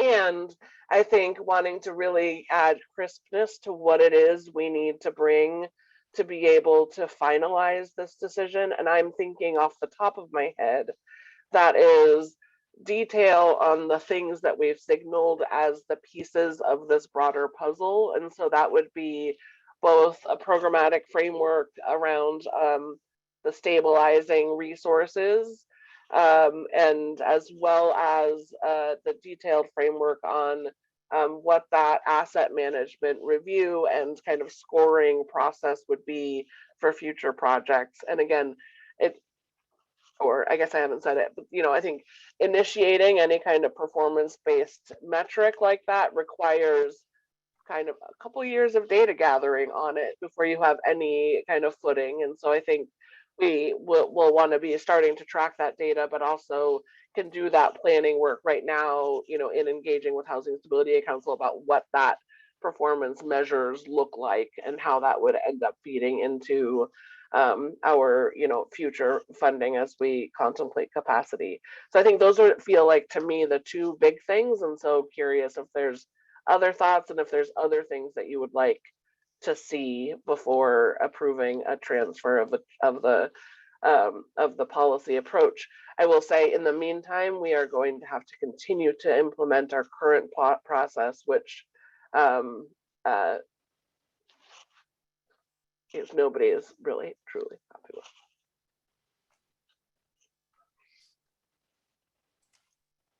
Councilmember Mania. Thank you, Chair Hall. needed the clarification, maybe misunderstanding, but I thought that, the agency does an annual or a frequent evaluation of the projects on the financial and physical asset. And I thought that was the means by which that evaluation would analyze to see if the project performing, not performing, what's going on, and have that conversation. That the need to have an additional conversation because of a needed rent increase at 5%, it just seemed that at the wrong time. It just, if you were talking about being proactive, is at the time that we're evaluating the financials, we're evaluating doing the inspections of the project. So I wasn't sure if that was the case or not. James, you want to take that one? You bet. Chair Hall, Director Bell, members of the council, my name is James Hackett. I'm the Assistant Director of Portfolio Administration. And my section is the one that administers the rent increase policy, and asset management is also within my section. And it is true that properties are required to submit annual financial reports. In most cases, those are completed after a fiscal year for the property. And so we're looking at old data. And we're looking, to make sure that the property is performing. But with the rent increase policy, when a property requests an increase greater than 5% currently, it goes into this elevated review where they must submit some more information that shows their cash flows, explains what resources they have in terms of replacement reserves, and looks at the rent burden on tenants. So it's a current financial review rather than a look back at history of the property. And what we are proposing with this new process is that the properties provide the same notice they're providing to tenants regarding a rent increase. We look at it. If it's less than 5%, the rent increase goes forward. If it's more than 5%, we ask them, does your property need that much of an increase? Let's see your financials as they are currently, looking at, what's the reason? And so that is the financial picture. You also asked about inspections, and we do go out and do physical inspections, typically on a 3-year rotation. So we're not doing it every year. So we would certainly engage with the property when we do an inspection if there are some deficiencies that they need to take care of. And that might involve asset management in terms of looking at the financial performance of the property to see if they have the resources to take care of those deficiencies. All right, are there any other council members or staff who wish to weigh in on this discussion? Director Bell, I have a question for you. Would it be helpful to staff at all if we adopted the second half of this proposed motion, directing the agency to seek opportunities to create or expand rent assistance programs? Thank you, Chair Hall. I would say affirmatively yes, and I will look to my colleagues who I think there are nods as well to move forward with that piece, yes. And then just to make sure that we have a clear point of action for the conversation, that we will have some follow-up. I already see some specificity from council members on what they need for the conversation, that we'd come back and have some additional conversation on the broader topic at hand. So would somebody like to meld that direction and the direction in the second part of the original proposed motion into a motion?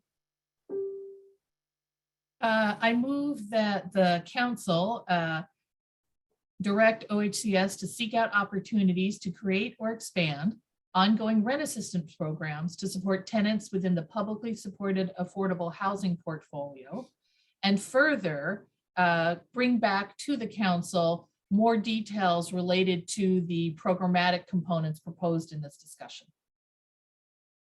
All right, is there a second? Second. All right, roll call vote, please. Thank you, Chair Hall. Councilmember DeFantorum. Yes. Chair Hall. Yes. Councilmember Higginbotham. Yes. Councilmember Jameson. Yes. Councilmember Lee, Yes. Councilmember Mena. Yes. Thank you, council members. This portion of the motion passes. Okay, thanks very much. Now we move on to what co-location of affordable rental housing with early learning and daycare. I lost my unmute button. Ah. Thank you, Chair Hall, Director Bell. So yeah, this is a new topic for this for us to talk through, and will be led by also Rick Ruzicka on this. And so I will hand it off to him, and I will get our presentation going. And I think we'll hopefully be able to stay in time here. I'll try to go quickly. Hello again, Chair Hall, Executive Director Bell, council members, and thank you again for the opportunity to speak with you. So I'm here to talk about co-location of childcare and early learning centers. This is a result of HB 5011, which was a departmental funding bill that we used to allocate resources to OHCS, most of which were pandemic and wildfire related. However, there was a budget note attached to this that set aside potentially $10 million for co-location of early learning and childcare centers with affordable housing, pending a report to the legislature on best practices, benefits, and barriers to this practice. So we worked with the Department of Education, the Early Learning Division, which was called out in statute. And in talking with them, we determined that a third-party contractor would be best to do this study for a variety of reasons, including capacity, but also you're melding basically two disciplines together. And so neither one of us really has, kind of the expertise to pull in the other one. So we also felt like the study would be most thorough, candid, and informed. So we contracted with the Low Income Investment Fund, also called LIF, and they were selected as our third-party contractor, and ultimately were the ones that created the report. A summary of the report's fairly long. I think it's off the top of my head, like 70 pages. Basically what they called out is first, what are the benefits of co-locating early childcare and education with affordable housing? And they called out 5 things. One of those was to responding to severe housing and childcare shortages simultaneously. So in building one, you can also deal with the other. Promoting healthy child development, ensuring economic growth and resiliency within a community, supporting coordinated and smart regional planning efforts, and efficiently using public services. I think one of the things that really struck me in the report was the mention that there are really no federal resources or any real subsidy programs to assist the development of placing early child care and education facilities in places. So adding this to as an incentive to build with affordable housing seemed to make a lot of sense. Another thing that they dealt with is where. That was something that the legislature wanted to know. Basically, every county in the state of Oregon needs expanded ECE and housing supply. So again, kind of the footprint is the same. The report used a framework for evaluating where needs might be most significant because of both lagging supply and significant portions of BIPOC populations, low-income children and children living in limited English proficiency or single-parent households. These groups tend to be the most negatively impacted by housing and ECE supply shortages, but also could serve to benefit the most from targeted investments in new developments. Counties with the highest portions of target populations range in size and geographic calculations should be targeted. How does co-location typically work? There's really 3 ways that it works. One is you construct it with the affordable housing. So you build the ECE facility at the same time as you're building the affordable housing. Another way is as you're preserving the affordable housing, you remodel a space for ECE facilities. And then the last way is you may have a facility that has empty space, maybe it be community space, maybe it was used for another business or what have you, and you just improve that area so that you can put an ECE facility within that affordable housing complex. So those are the three primary ways, and that's based upon case studies throughout Oregon and what's been happening so far.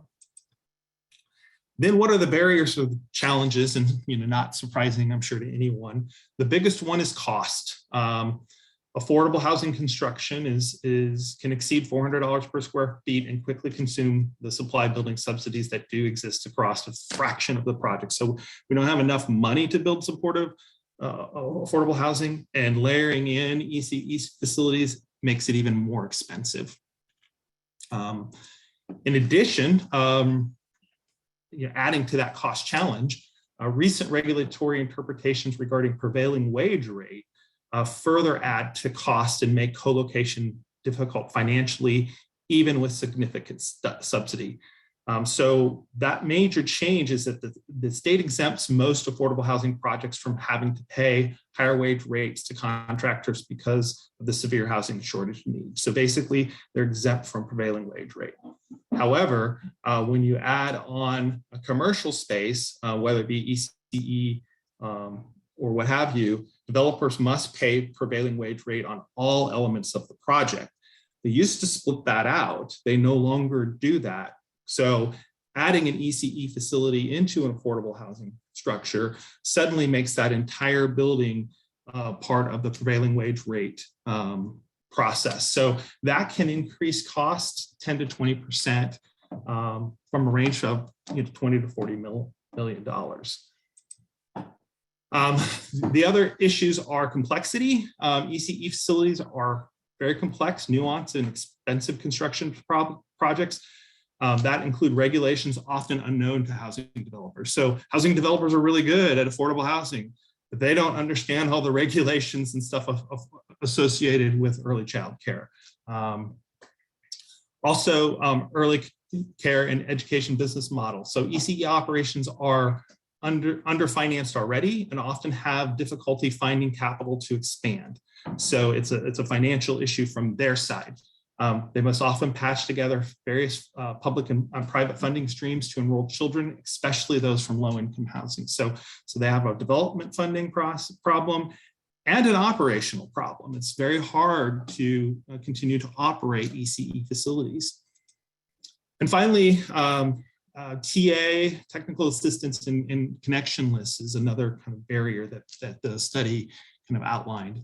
So basically, both housing developers and ECE providers need significant technical assistance to help make the connection and navigate the complex legal and regulatory environments. But few, if any, organizations are capable of matchmaking and providing TA across two historically disconnected sections. So they're basically recommending that we set up some sort of third party that's able to make these connections and provide that technical assistance so that these projects can occur. So their core recommendations in the study are that we contract with an intermediary organization such as a CDFI to manage the fund, track the development pipeline, and provide the technical assistance. They're recommending that we create and monitor a shared pipeline of ECA operations and housing developers interested in co-locating. Evaluation of the program's impact should include commitment to serving BIPOC communities, rural communities, and areas with severe housing and ECE supply shortages. They're also recommending that we develop, with that $10 million, that we take $5 million of that and develop a low interest loan fund used to assist with pre-development, acquisition, construction, or fit out costs for ECE facilities in affordable housing projects. Now, because a lot of your ECE providers aren't historically able to access loans, they're also suggesting that we take $4 million and basically, for the same purposes, allow grants to folks that would not be able to get those loans. And then finally, they're recommending that we establish $1 million of those dollars in a grant pool to assist costs associated with improving indoor and outdoor space of existing units in affordable housing to accommodate a family child care provider. So if somebody already has space and just wants to expand to have more kids, or maybe they just need a little bit of money to actually get their business going, that's what this grant pool would do. I would also mention with the loan product, one of the reasons that they're recommending a third party handle this money is because they believe that with a third party, they can entice additional funds into that pool. So they project things from philanthropic organizations, additional banks, communities, that kind of thing. So they see that as really kind of our $5 million kind of being a baseline or starter fund to continue to grow those dollars. So it just really would be the grant funding areas that might need to be replenished at some point. I'm not going to go into this, but there's other policy recommendations, and this isn't a study, but just to kind of show you that there's other things within the study that they're recommending that we do beyond those major things that I kind of highlighted for you. And this was the study. So this was what the legislature asked us to do. The study is now completed and we presented that to them. But to actually access the $10 million to start the program, we now have to put the program, at least a framework, together. And so our next steps are to work with the Department of Education Early Learning Division to do engagement and outreach on the report. Is the report hitting the right marks? Or the things that they missed? What other things that do we need to do or consider when putting this framework together? And then we want to, again, use that information to put a framework together. At some point, we'll need to present that framework to the e-board to request that $10 million package. And then we'll work to procure to set up the program. So again, most likely, we anticipate procuring a third-party source, some CDBFI, to actually manage and operate the fund and hopefully bring in additional partners. The timelines for all these are to be determined based upon when the e-board meets. So that's my presentation. I'm happy to take questions. Okay, and just a time check for the council and any presenters in this last segment of the Affordable Rental Housing Division. We're at 3 minutes past 11 and we are scheduled for our 15-minute break at 11:15. So questions, comments, feedback from the council. Councilmember Lee. Thank you, Chair Hall. Thank you, Rick, for the presentation. I'm super excited about this. I think the recommendations make a lot of sense. I merely want to say, can we carry our discussion that we just had about the rent increases in policies and the structural level of how we created this problem to this conversation? We are at the cusp of engaging in a new development practice and opportunity. And Rick, you have rightly pointed out all of the ways in which we will underfinance these projects simply by just moving forward. Can we bring all of that knowledge and learning into this discussion and perhaps set the frame for what this is going to look like and moving forward? Thank you.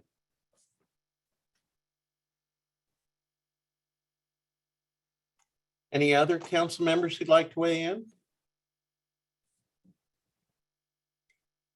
Well, not hearing anybody, I'll just say that I think this is a great concept, very exciting concept, and happy to see it moving forward. We had discussions here at Lincoln County a few years back about possibly doing just this thing, but unfortunately the project didn't come together. But for projects like that and others, this extra boost might be just what it needs. Okay, Acting Director Detweiler Dobby, 4% LIHTC and a private activity bond verbal update. Yes, and I can easily keep this under 10 minutes, so maybe we'll be ahead of time, Chair Hall. I guess before I get into it, I did just want to say that we do have the final report that Rick referenced. I did send it to you all this morning via email, and we'll work with Shiloh to make sure that it gets posted on the council page as well, so that everybody can access that. Let's see, so 4%. So I think we're just trying to keep you up to date on a monthly basis on kind of where we are and engaging in these conversations. We've been, I think one of the things that's really critical around the private activity bond conversation is the degree to which there are lots of points of influences and points of control across the state in this regard. I think the Private Activity Bond Authority is controlled by the committee. We have multiple entities that are able to access that private activity bond authority, and so that includes the housing authorities that have taken on a practice of doing their own bond issuances. So we are having strategic conversations with the housing authorities of Oregon to try to navigate ourselves to a place of a shared vision and a shared roles and responsibilities, so that we can be united stance with the Private Activity Bond Committee in terms of really assuring that to the greatest degree possible, housing investments are prioritized with those resources. We also have a lot of other public funders at the table needing to use these resources to leverage the credits to be able to meet their performance standards. In particular, all of the Metro Bond funded jurisdictions, as well as the Portland Housing Bond for Portland specifically. And so we are engaging with Metro as well as those jurisdictions to talk about and really get an understanding of the pressures that they have around executing deliverables to demonstrate performance to community, and are also, I think in that vein, trying to carve out places of even better deliberate partnership with them as they are going through efforts to prioritize addressing homelessness, the need for supported housing, kind of so on down the list, that are all really well aligned with a lot of the efforts that we have been working toward. And so wanting to say this is the opportunity to move forward with those in collaboration. These are big ships. These are big pieces to try to move to get to a place where we have coordination. I think we are committed to getting there, and that it's going to be a lot of difficult calendaring to get to conversations to really pull those off. But I think I'm feeling really optimistic about that front. Feeling like we all need to be able to come to the table to say, what is it that is our core priority and what do we want to see? I think for OHCS, I'm right now in a place where what we really want to be able to do is to be planful. And part of these dynamics with so many points of influences gives a lot of uncertainty about what resources you're planning around. And so that is, so I think, and this is also, and I didn't acknowledge just developers across the state who rely on this resource and who have several years of deals in the pipeline on their own desks that are, feeling like there's an uncertain landing point. And I feel like I want to just, give space and acknowledge that this is not an easy time for all of those folks, all of the people that they want to serve, all of the land that they have in kind of different places and transactions. And so wanting to figure out what the end place is, but also realizing the reality is right now we need to spend some time really getting onto the same page with our housing authorities and other public funding partners so that we can really best understand what the landscape is of resources that we can plan for, because it's only when we know that we can be providing certainty, transparency to all of the development groups that are out there looking to commit resources. So I think that's my very high level. We've convened work group around our current pipeline, are revisiting that pipeline with a kind of a more robust lens on readiness to proceed. We are actively engaging with Director Bell and Deputy Director Yant with the Housing Authorities of Oregon, and also with Metro. And so are continuing all of this work. Ty and Roberto's teams are putting their arms around all of these projects that are in the queue and wanting to make sure that we are supporting that work.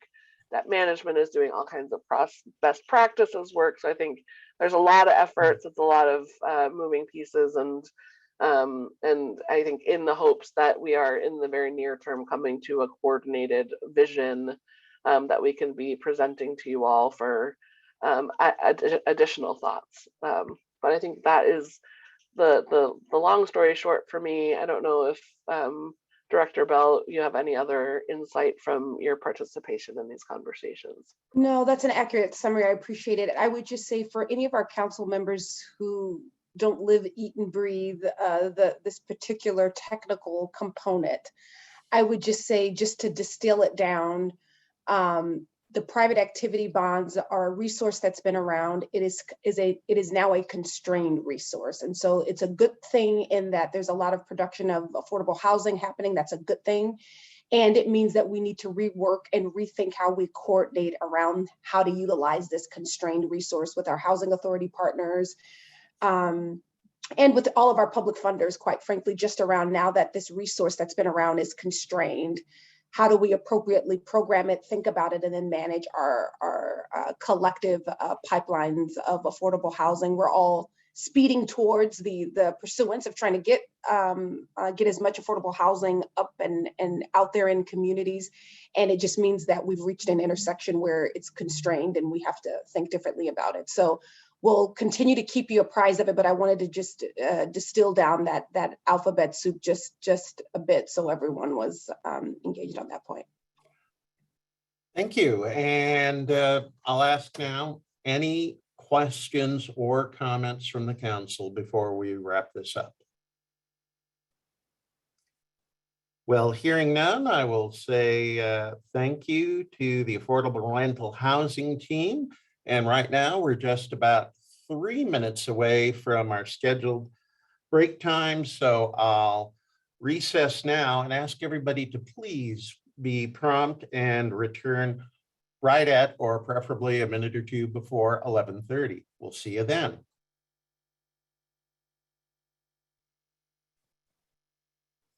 Well, looks like Councilmember Lee and Councilmember Higginbotham are here.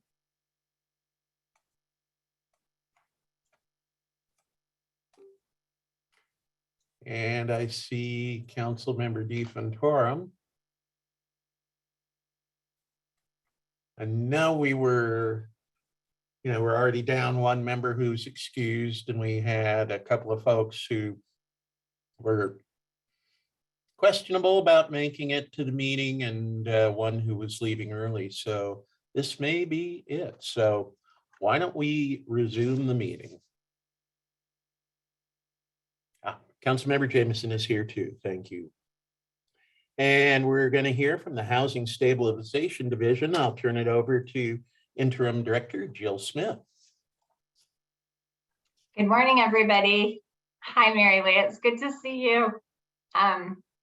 Thank you, Chair Hall, Director Bell, and council members. My name is Jill Smith. I am the Interim Director of the Housing Stabilization Division. This morning, staff will provide the council with a briefing on shelter resources to support people experiencing homelessness. No council decision is being sought at this time.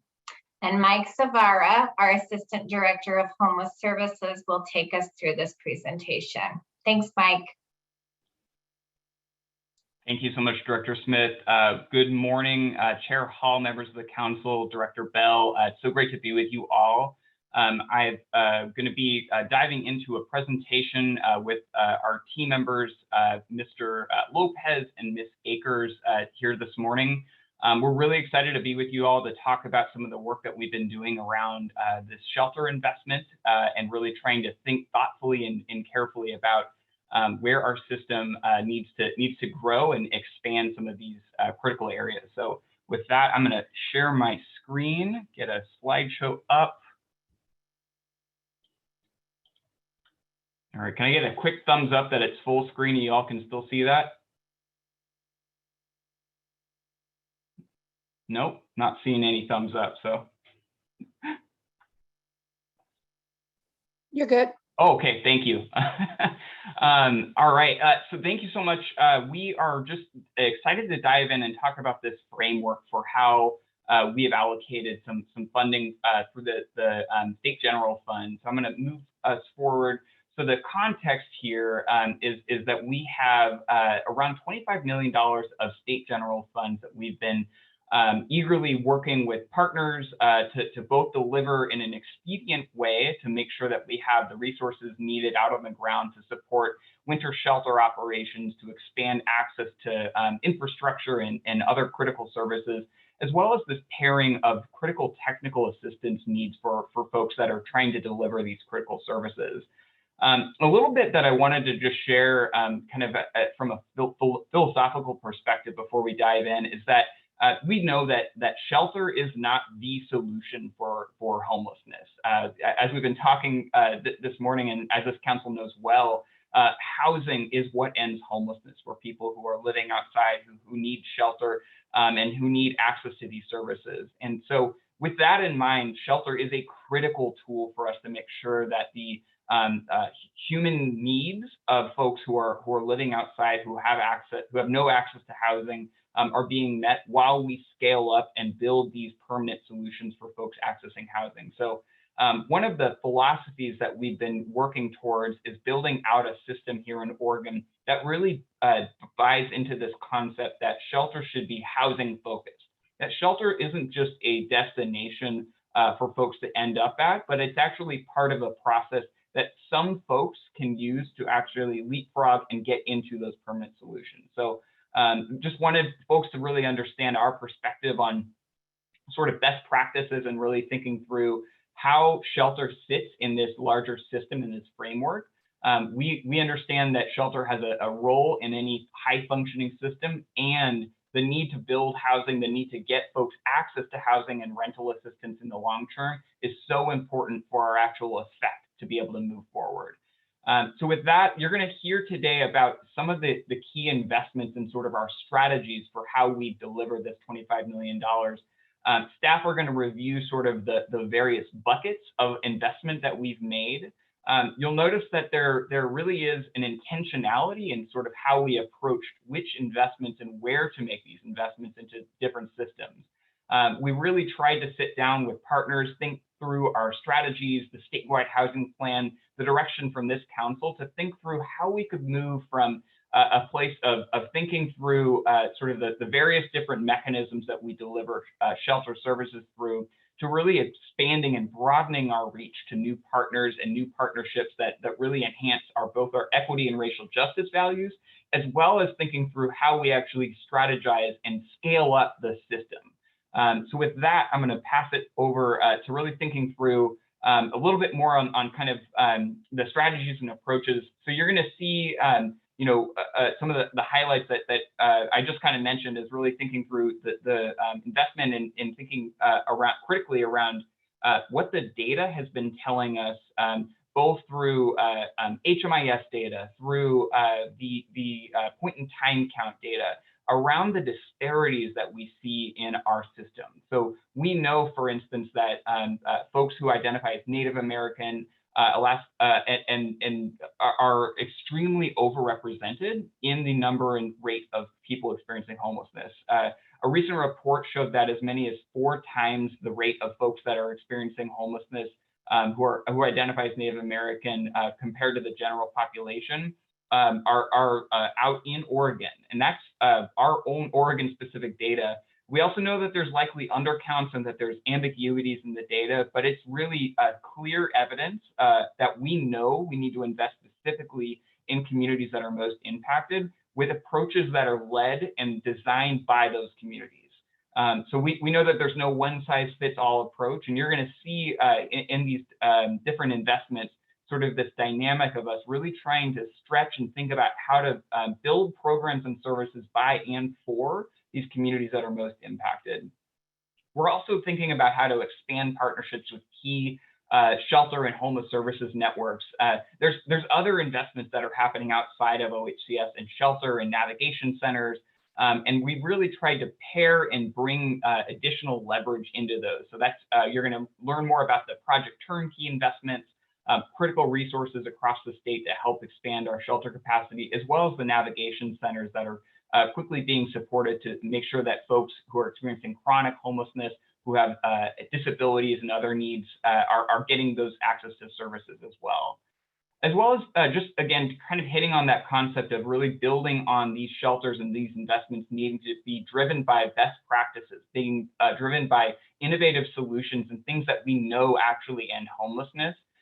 So that's low barrier access to shelters. That's making sure that there's braided services like healthcare and behavioral health involved in these projects, and that we're not only just building services for folks of one that folks have to go through one various different systems, but we're able to bring in a lot of services into one shop. And so that's a few of our kind of high level strategies and approaches. I'm going to pass it over to Mr. Lopez to talk more about the out of the cold investment out of this $25 million package. Thank you, and good morning, Chair Hall, Director Bell, members of the council. Thank you so much for allowing us the opportunity to share the information and the meaningful work that's taken place.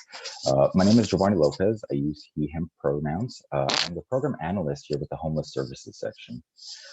Kind of as Assistant Director Severa has already prefaced some of this information, OHCS has state general funds from House Bill 5011, which is a $25 million investment. These funds are meant to support homeless service providers for shelter operations and infrastructure investments. Kind of what's already been mentioned before, or previously mentioned here right now, we're currently trying to strike a balance between being responsive to the now, the urgent need to get shelter infrastructure, operation support, and shelter needs met, but also trying to look at how to improve the current condition with the fact that Oregon is one of the most unsheltered states in terms of homelessness across the country. Kind of by doing this, we're trying to make sure that we're able to do our due diligence and thinking long-term by investing in the infrastructure and building more shelter capacity, and making sure that we're thinking, again, like I said, the urgent in the now moment. How do we make sure that folks have a place to go to now? And finding that balance is kind of what is pushing the design, the purpose, the implementations for all of this. So with Out of the Cold, and having said all of that, from the $25 million, we've taken $10 million and allocated it to continue the support of Out of the Cold investment model that OHCS utilized during the winter of 2020-2021 due to an investment from the E-Board. This program itself is designed, intended to allow funds to pay for shelter infrastructures such as renovations, retrofits, and conversions. We understand that while it's important to fund structural demands, it's also important to think about the operational aspects of shelter needs. Therefore, we have intended for these funds to cover the cost for staffing, services for rental assistance to move out of shelter, and to cover the cost for critical basic need supplies to those still transitioning from homelessness into shelter or transitional housing supports. This in the entire funding opportunity was delivered via the master grant agreement process to the Community Action Agency network. And in efforts to further equity and racial justice, we've required that the community action agencies partner and collaborate with culturally specific organizations and/or tribal governments. This step is designed to ensure that the diverse community stakeholders and local leaders are an integral part of the program design, the message and outreach for the utilization of these funds. These funds have the opportunity to retroactively pay for costs incurred related to shelter infrastructure from July 1st, 2020, or July 1st, 2021, I apologize, and currently are set to expire on April 30th, 2022. However, we'll note later in the presentation, due to some key shifts in overall funding strategies, we'll be extending that availability of these funds through the end of the biennium, which is June 30th, 2023. So costs incurred will stretch back to July 1st, 2021, and we'll have a new limit or an final date to expend all of those funds being June 30th of 2023. So I was very brief, very kind of to the point. So with that said, I will now pass it to Ms. Akers to share information regarding our project turnkey investments. Thank you for your time today. Thank you, Mr. Lopez. Good morning, Chair Hall, council members, Assistant Director Savara, Director Smith, and Director Bell. My name is Patricia Akers. I'm a program analyst in the Homeless Services section, and I use she, her pronouns. I'm excited to talk to you this morning about OHCS's continued relationship with Project Turnkey. Of the $25 million in state general funds we received, $5 million has been allocated to 18 of the 19 Project Turnkey sites, as one site abstained from this funding opportunity. Project Turnkey sites have been an important asset for our wildfire survivors and have been key in the expansion of non-congregate shelters across the state during the pandemic. Adding approximately 867 units or rooms with some marked to transition into affordable rental housing units, ultimately increasing the state's affordable housing stock. We understand the impact that large-scale crises like the recent wildfires and the COVID-19 pandemic have had on local communities and on a larger scale across the state, straining already limited resources in an emergency shelter and supportive housing, which is why it's necessary to support these sites as they're making a significant impact in their communities. Through our relationship with Oregon Community Foundation and OHCS's own engagement, we've been made aware of serious funding gaps in Project Turnkey sites budgets, as unforeseen and additional costs in renovation and operations have arisen. Our commitment to providing support through this funding will ensure the sustainability of these sites and their ability to serve their communities in need. We've worked closely with our research and data team to design an equitable funding formula that incorporated public data from the point in time count, in addition to self-reported data from a needs survey that we administered to the Project Turnkey sites. You can see on the slide a list of allowable uses for these funds that we are able to offer as a result of our engagement efforts that include a number of operational support dollars, emergency shelter activities,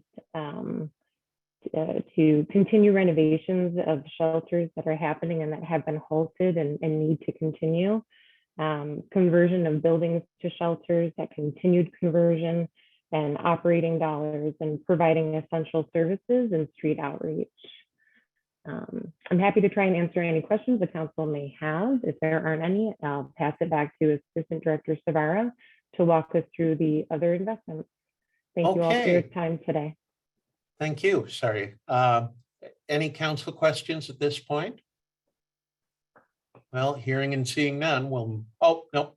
Thank you, Commissioner Higginbotham. Council member. Chair Hall and Council Member Higginbotham, we do have one more slide. I don't know if it would make sense to consolidate questions. We'd love to get through that and maybe have a sort of more holistic view. Thank you so much, Chair Hall. And one thing I also wanted to add from the Out of the Cold investment.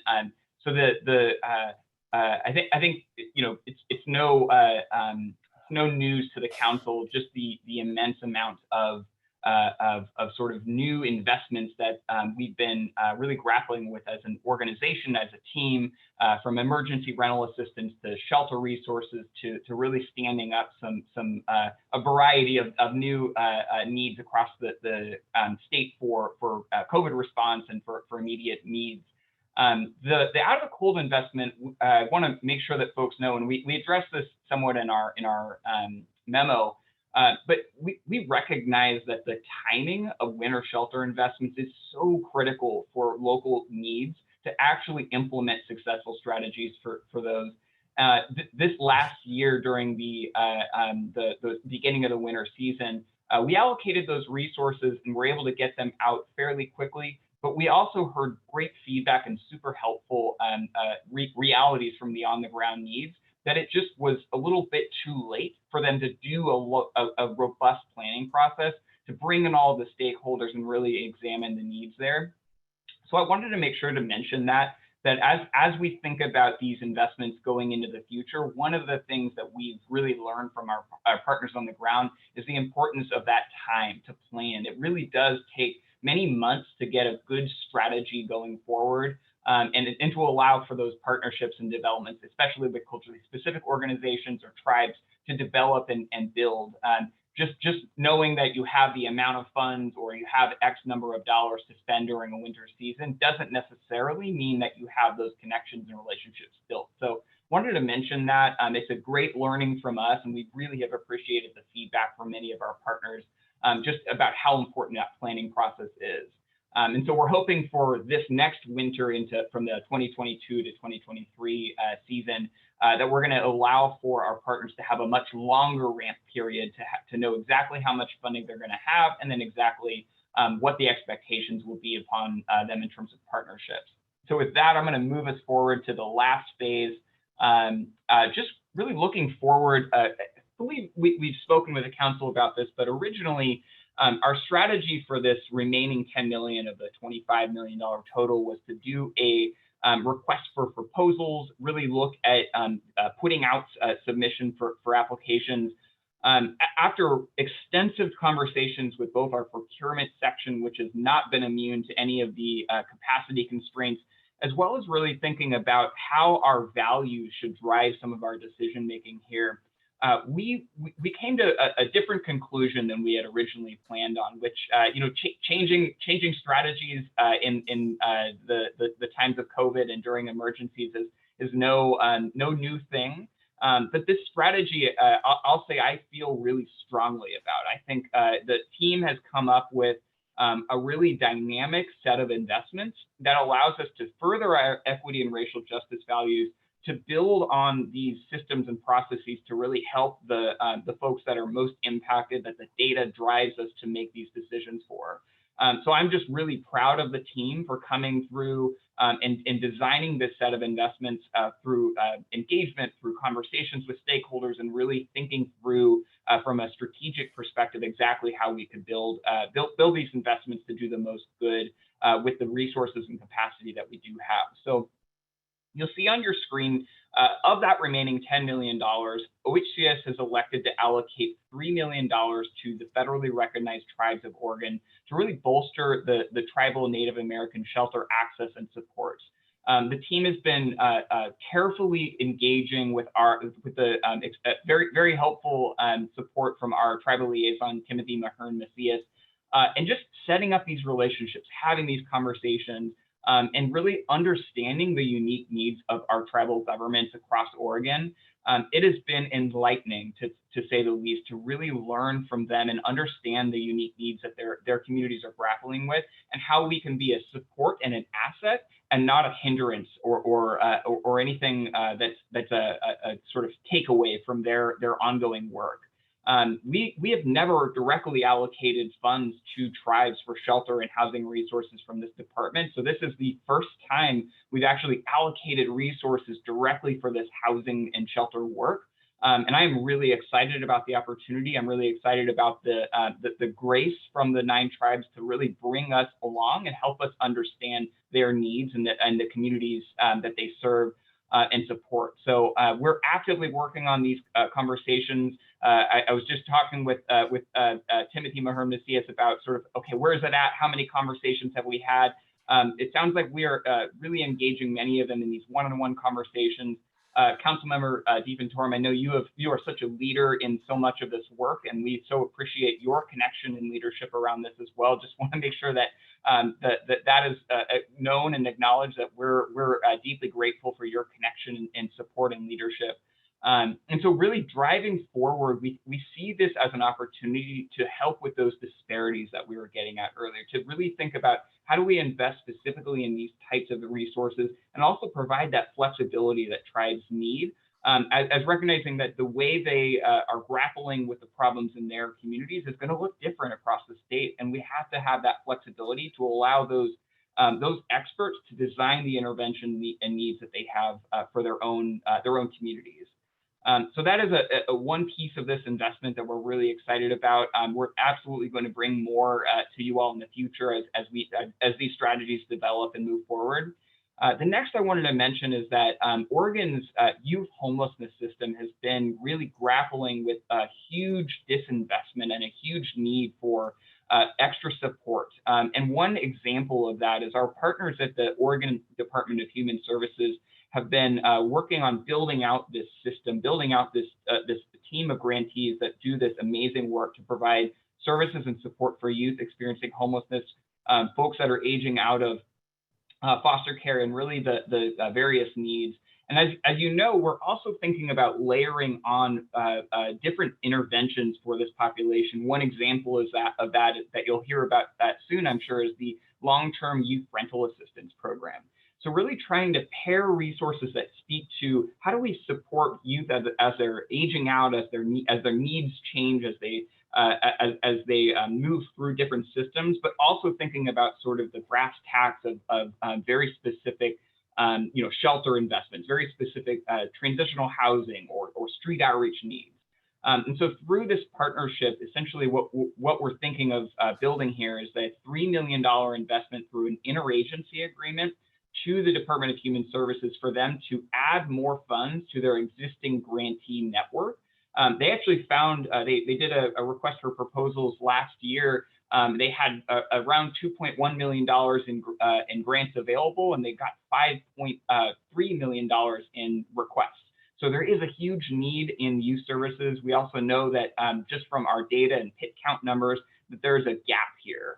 So really investing and showing up for our partners who are already doing such great work, rather than trying to recreate and build upon already existing frameworks.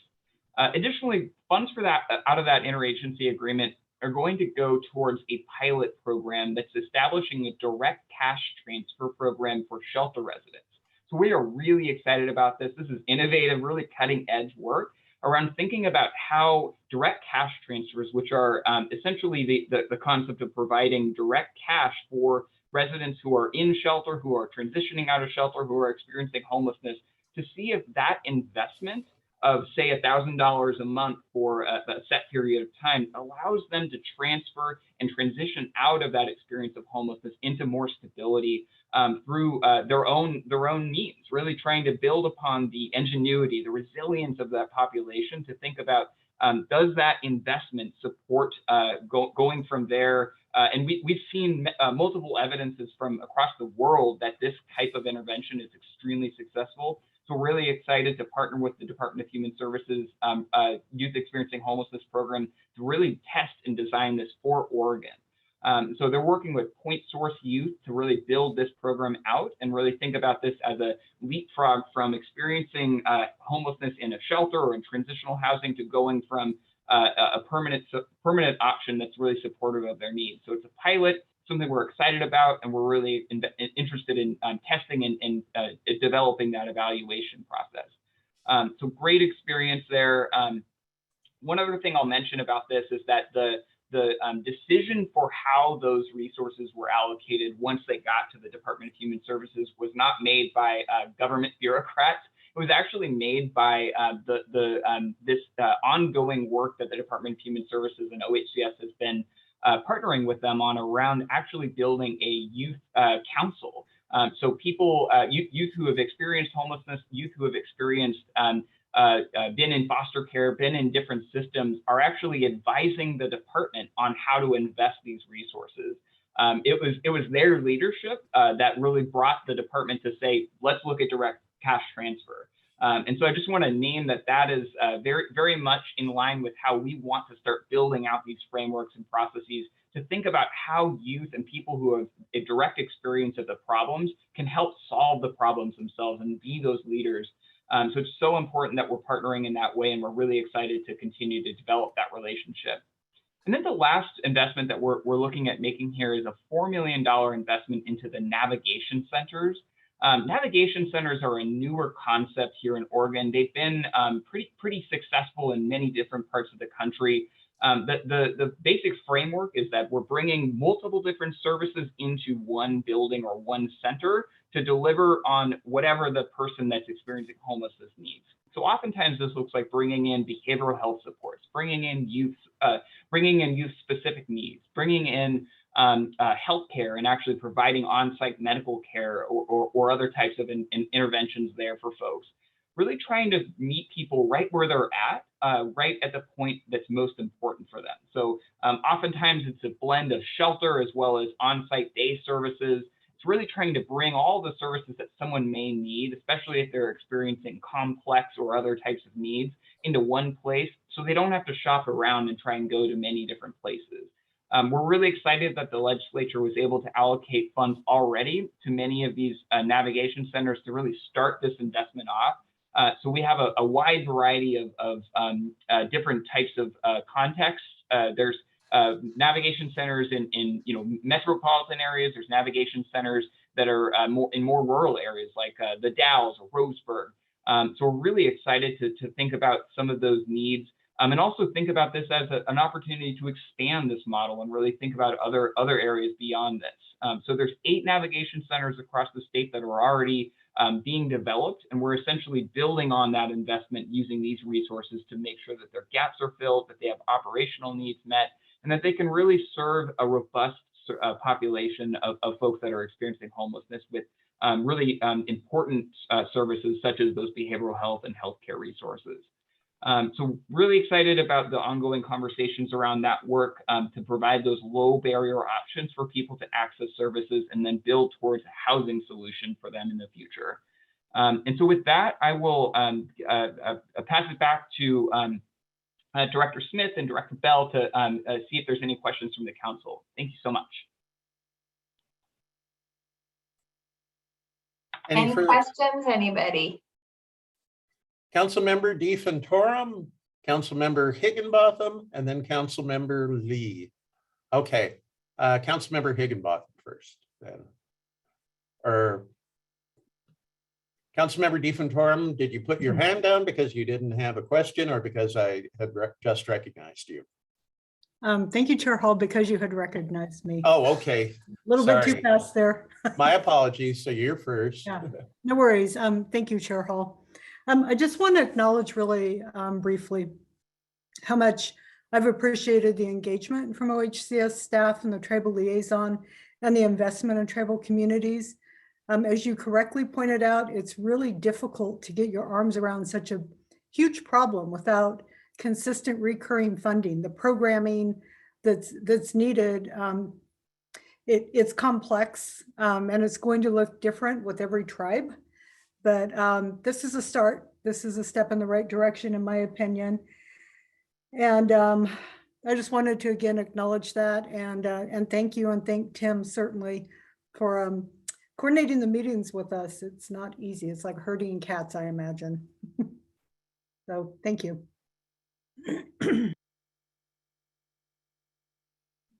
Councilmember Higginbotham. Thank you. Well, let me get my hand lowered first. So first of all, thank you, Mike, for reading my mind and talking about the timing of the funding.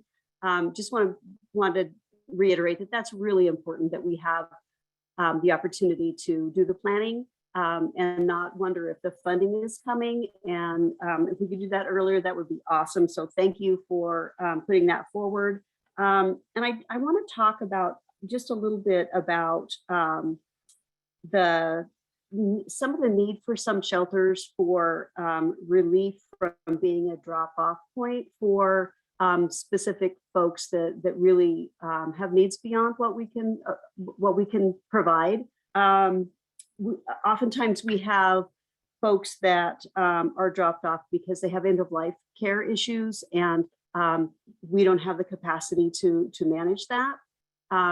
Sometimes we have folks that are dropped off because they may have proven to be a danger to themselves or to society. Those are really challenging folks to deal with in most shelters. And we have a lot of mental health needs. So I'm really happy to hear you talk about rating services. So important. I mean, I can't emphasize enough how important that is. I would really love to see some of these models moving forward. have the requirement of not only healthcare, but behavioral health. Just really, really important. And just want to throw a thought out there. And I know that these are really difficult conversations to have. Running shelters is tough business and so important in communities. But when we talk about low barrier shelters, and then we talk about transitioning to housing, sometimes those things are at odds with each other, and the transition to housing happens later in time for some of the people that really have some high barriers, or so when we talk about low barrier shelter and transitioning to housing, I think it can be done. I just think it needs, it takes a village to get that accomplished sometimes. And I think this is an awesome place to start. You guys are doing a great job. And I really do appreciate how you're moving forward. Very, very thoughtful. And I do have one question. The question is about new shelters. We've been having conversations in one of our areas about supporting a new shelter. Is there funding available to help with new shelters? Councilmember Higginbotham, thank you so much for the comments and question. I just want to say I so appreciate your leadership and thoughtfulness about the need for those other types of services. It just kind of got my mind going about all kinds of different opportunities across the sort of range of government investments. We've been having a lot of conversations with the Oregon Health Authority as well to really think about the needs for building our behavioral health system and the response for homelessness together. And one just even more on the ground example is we're really excited about investing more in this model called medical respite. And that's really to hit on what you were saying about folks that have end of life needs and other types of chronic health conditions. It's such an important tool in our kind of repertoire of different investments. And I think it can be a really nice pair. We're actually working on a contract to bring a medical respite technical assistance provider in-house to really provide that kind of support to maybe a shelter that's interested in exploring what that would look like, how to leverage more of those healthcare resources. So you made my day. That's love that you're thinking about that, and thank you for your leadership on that. And then to answer your question, I really am excited about some potential opportunities that are weaving their way through the legislature, as you heard about earlier, where we're really thinking about, and the legislature is really guiding and leading on some new investments in homelessness and services. So it's all active, very, very much happening in vivo today. But I definitely commit in the coming weeks, you will see additional investment if that package is to move forward, where we're actually able to bring forward some new resources for things just like that. We know, as Mr. Lopez mentioned, that the need for shelter and the need for additional capacity across the state is so urgent. So really appreciate that, and more to come on that for sure. And excited to bring more to this council as well. Thank you, appreciate it. Councilmember Lee. Thank you, Chair Hall. I've got a couple of points I want to make and some questions, and start off by saying thank you. This is super exciting. I want to pose the question of, you had three areas of focus: the first 10 million, the 5 million for turnkey, and then this last 10 million, which is sort of future oriented, very clear and understandable. I'm curious to understand in the first two program areas, how are we actually explicitly centering the data that shows the vast disparities for Native American people in our populations, because I don't see anything specific to either tribal nations or an urban Indian population. I see language that talks about our values, which is right on, and I appreciate it. However, I hope that the only place that we have culturally specific money is the $3 million going to the tribes is not the only place where we are expecting, based on the data, because we can, very specific metrics and measures, both in terms of allocation and who gets served and what those partnerships look like. Because if we don't flow that throughout the entire $25 million, we're losing an opportunity And my push for us is our values are clear. We're living into them. They're there every day. I see evidence every time we hear about staff work. And what we have to do now is actually make that real and actually manifest the value in funding amounts, in planning requirements, in who gets served. And I'm going to push us real hard to get there. So for instance, with the Project Turnkey, how is Project Turnkey with their existing 19 properties? How is that money being driven and informed by the data that shows such disparity, particularly for Indigenous people in this state, right? The data is there. We are able to act when we see data that, lists a disparity. So what are we doing about that other than saying we have a commitment to it, right? And I'm not denigrating the commitment nor the value. I'm saying now that we've said it, what are we doing there? And it can't just be, we're giving $3 million to the tribal nations to do the work that they need to do. Yes, and that's not enough. The first two buckets, the other 15 million in those two buckets needs to also have specific and concrete work there based on the data. I want to respond to this feedback that we've gotten about there's just not enough time to do the planning we wanted to do last time. I understand that, I hear that, and I know no one is saying this. However, it could be misconstrued that if you hadn't required it, we weren't going to do it, or that we haven't made the time to do it. So understanding that the reality of most of our partners work in small rural areas where everyone knows each other, there's a small number of people to connect to. You're working on cross shared value projects all the time. That planning should have already been happening. Okay, we can't go back and say it should have been happening, but outside of this money and this funding driving it and requiring it, I have an expectation that people are already having those discussions. Based on that, I want to ask staff to say, I want to know that we've gotten a plan no later than September of this year of how providers are going to meet these requirements for partnership in advance of the winter. Because we all know that what we hear is in a crisis, we don't have time to pay attention to racial justice nor to equity issues because lives are on the line. Well, lives are on the line and people of color lives have always been on the line. And if we don't hold ourselves accountable, we're going to get into a similar situation. So I appreciate wanting to give additional time for partners.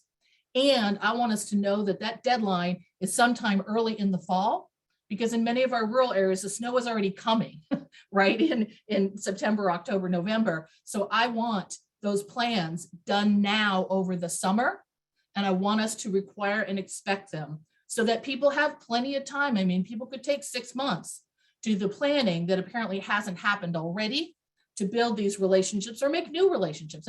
If they haven't happened, they haven't happened, right? I can express a feeling about it. The reality is they need to happen. And it sounds like people are willing to have them happen. So let's have it a deadline and make sure they happen now.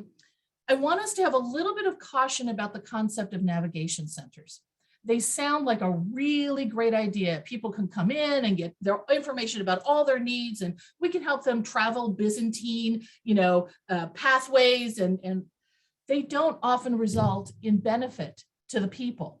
We get them referrals. We tell them who they need to talk to at this agency. The point is there's not enough resource to go around, and giving people better navigation to know or better navigation to you're on a waiting list is not what any of us want to have happen. So I just want to balance our expectations about navigation centers, navigation aids, advocacy positions always sound great, and they're not necessarily resulting in actual benefit and service to families and individuals. And I think we have to balance that, right? And we need to be clear that, maybe we shouldn't have another navigation center unless we have some assurance that the resources are going to be there once we navigate somebody through our Byzantine processes. So just a note of caution there. I'm not arguing against them. I think they're great.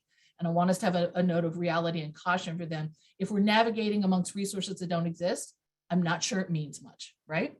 And then finally, Director Bell, you saw my joy. Unconditional cash transfer, unconditional cash transfer, unconditional cash transfer. Let's do more and more. And there's some really good research out right now from Canada about unconditional cash transfer within a population of folks who are homeless. and the outcomes are very, very good. There's also been some research for young people who are living on the street. So I love it. Thank you. More.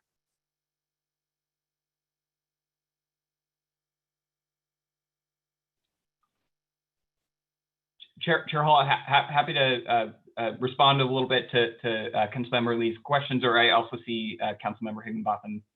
I'm sorry, Mike, I had one more point, which Yep. is, let us not sorry, Barb, let us not forget our urban Indian populations as well, right? It is critically important that we have relationships with the tribal nations, and so many of our Native American communities are not linked to a tribe because they can't, right? Their tribe has been disappeared, or they are from another tribe that isn't within the state of Oregon. And so I want us also to think about, don't take anything away from the tribal nations, that goes there. We must also remember our urban Indian populations. Thanks, sorry about that. Worries. So Mike, can I interject before you respond? Because I think you'll answer my question, or you'll take it all. I just wanted to maybe clarify that when I talk about planning, and happy that you're thinking about that. I think that planning and funding go hand in hand. So sometimes you can't plan without knowing what your funding looks like. And this last year was really challenging for those of us to do the planning without understanding what the funding was going to look like. So just those two things to me. So just wanted to clarify. Thank you so much, Councilmember. And yeah, I want to just add, I guess, one really exciting component of this potential additional investment of nearly $80 million into homeless services and eviction prevention work is that we may have an opportunity to plan that far ahead. And so OHCS is really going to be moving quickly with making some of these decisions to get funds committed to providers fast. If we wait and sort of don't move into positions of not allowing those providers to have access to those resources, we sort of risk that same occurrence. And so I think a lot of what we're kind of leaning on is using some of these existing pathways, but then also trying to figure out where we can really leverage, to Councilmember Lee's point about we need to make sure that the speed and the equity aren't in conflict. So I think there is a very important way of actually making sure that our values are actualized into our processes. And Councilmember Lee, I so appreciate your question or your comments about hey, yeah, great, you have $3 million going towards the tribal nations. That's important, but also how do those values show up in other places? And I think I appreciate the push to also make sure that we're thinking about those requirements. I would also add, I think the out of the cold model of requiring community action agencies to actually provide funds and not only do MOUs or partnerships to organizations that are culturally specific or tribal nations. Has been we're sort of in year 2 of the experiment of, if you will, of actually requiring that. It's not something we actually require in many of our other programs, which is something that I think we're seeing more of our agencies across the state get more used to the process of partnering with these additional funds. I would say this year, with the process of establishing the out of the cold resources, I found far less. The relationships were already there. The relationships with many of the culturally specific providers and the tribes were really already there to build upon what they did in the prior year. And we're interested in continuing that and really seeing where we can continue to build out these resources and require those partnerships to be there, but also think about how we continue to use some of our existing processes to link with other organizations that are really in need of the resources directly. I see Director Bell is off mute. Would love to pass it over to her as well. Yeah, and thank you for that, Assistant Director Savar. And I know we're wrapping up on time. I would just say, just really explicitly, is we have to continue to look at the data and look to see where intention and data are aligning and where they are not. And so I would just say that I think that's something that the council has always pushed us to.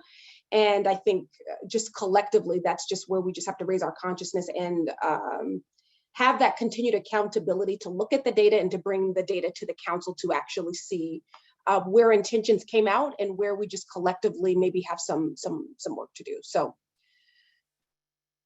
Chair Hall, I'll pass it to you to see if there's any other questions or whether it's time to move on to the next topic. Okay, one last call for now for our council questions or feedback. Hearing none, we'll say thank you very much to our presenters, and we will move to our last agenda item for the day, which is wildfire recovery. And Assistant Director Ryan Flynn, are you leading off on this?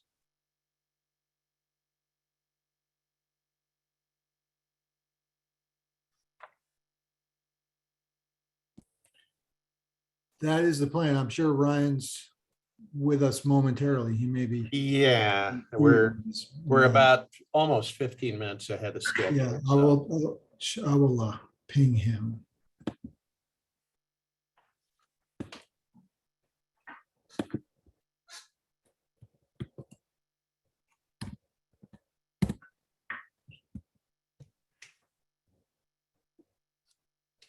Andrea, what is your preference? Should I get started and I can allow Ryan to jump in when we have him? Yes, Mr. Campbell, thank you. Let's go ahead and get started. All right. Ryan was going to start with some framing remarks about. We had a really excellent discussion with Councilor Lee a week and a half ago, and have continued to talk to Caleb about that. And we understand that our mission and the agency's mission is to center racial justice and equity in this work. We know that the Latina community, particularly farm worker community in Jackson County, was the largest single sort of population, greatest impact, most excluded from benefits to date, and faced probably the greatest barriers to economic and personal success prior to the disaster. So I'm sure he will repeat that, but I will launch into a little bit more detail now to address. I'm going to, rather than splitting the discussion into the two memos, I'm going to work through. I'm learning some new. I don't know why I can't spacebar in this PDF. I'm learning a new computer, so excuse me. My name is Alex Campbell. I'm new to the agency. I'm the Chief External Affairs Officer for the Disaster Resilience and Recovery section or division. And I'm coming to you all from the governor's office, where I was working in Southern Oregon and working a lot on fire recovery already. If I can get it to move one slide, I will. I don't know why I can't spacebar. So I will go to my PowerPoint version and come back to you all. Hey, Alex, it looks like Mr. Flynn has joined us. Maybe we can take a step back. Thank you, Council, as we sort of get ourselves oriented. I know we're a little ahead of schedule, and pass it to Mr. Flynn to start us off. Thanks, Alex, too, for being available on the fly to help guide us through the conversation, too.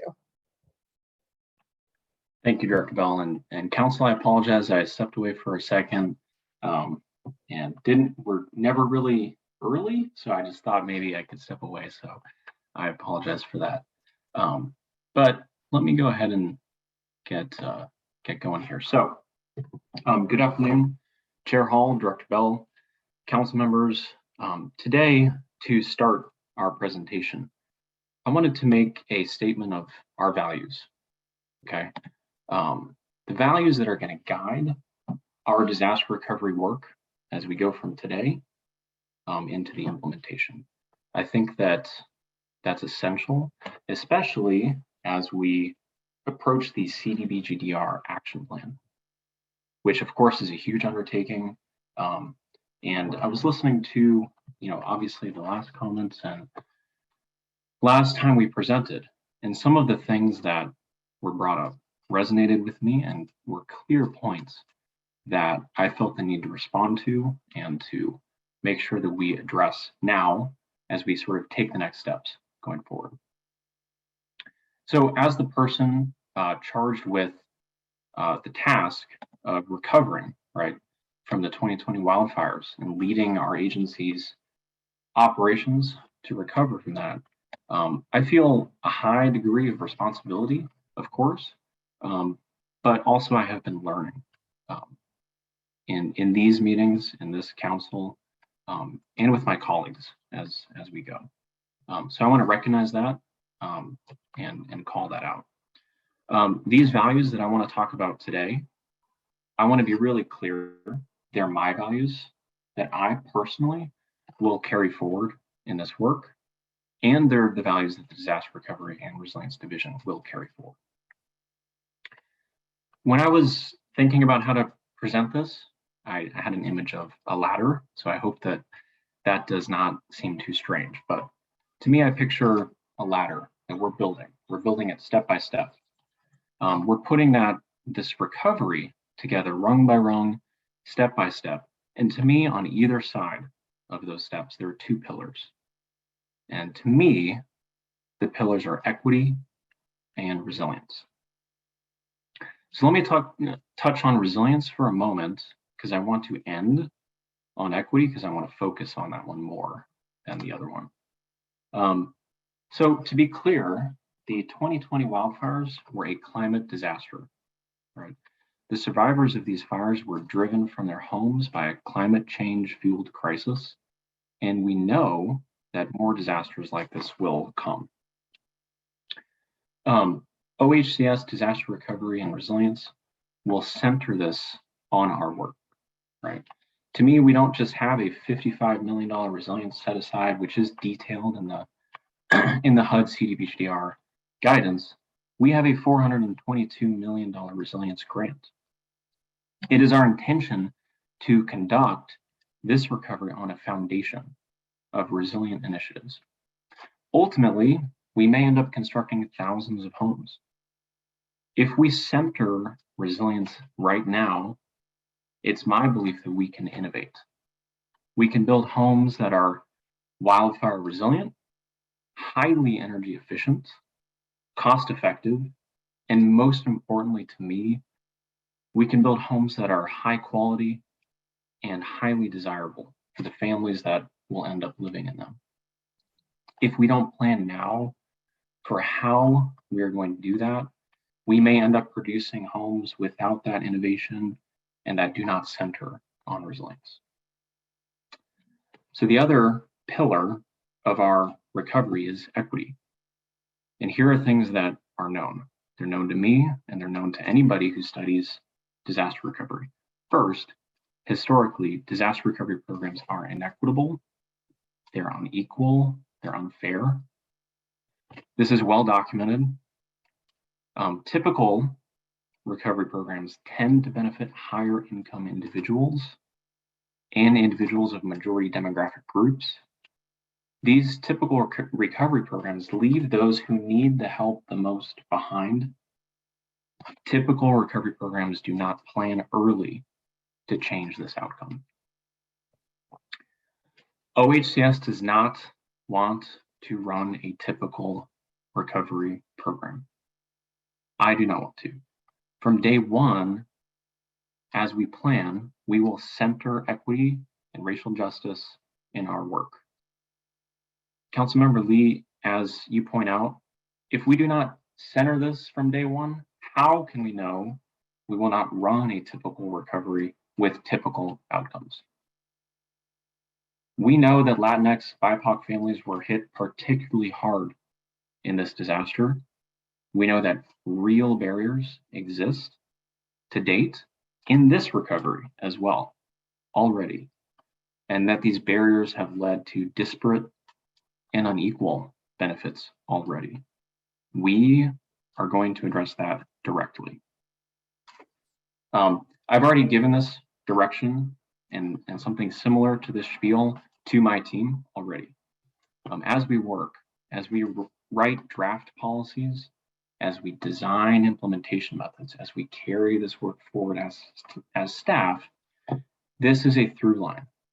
It is central to our work. I'm carrying that forward. So this is a statement of values. I also want to recognize I can't tell you how we're going to accomplish that today, right? Because that is the journey we are setting out on step by step with community, with stakeholders, and with you. I know that to a council of housing experts, I do not need to tell you that there are laws that need to be taken into account. There are federal policies that present some challenges, but they're not insurmountable challenges. OHCS has the skill to design a program that achieves these two goals, resilience and equity, and we will. So with that, that's what I wanted to say at the start here, especially as we start this process of engagement and focus on the CDBGDR action plan.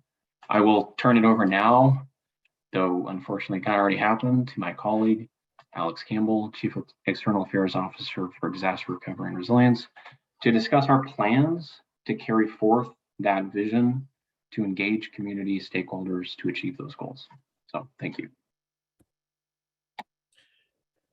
Great. Well, you gave me a chance to learn PowerPoint for a second, so I appreciate that. Thanks, Ryan. I'll cover very quickly some disaster recovery and mitigation basics of the program, just to orient you all, make sure you understand the sidebars that we're working within. Talk about the key questions that we need to answer to have an excellent action plan. And I call it Action Plan 1.0 because one, we will do this expeditiously, and rather than focusing on what is perfect, because the perfect is unknowable. We're behind where we want to be on recovery, and adjusting and revising the action plan is expected and it will be done. So to do that action plan really well, we need your help, particularly on making sure that we're on the right track in terms of the guiding principles. And we'll be looking for your help on the resource allocation as well, and metrics of success. Just noting here, big pieces that the staff will really be leading is program definition and making sure that we're compliant with HUD's requirements. I'll talk a bit about how the stakeholder engagement and plan development work together, and then close with some discussion about asking you all to help us wrestle with the question of making sure our priorities are reflected in metrics.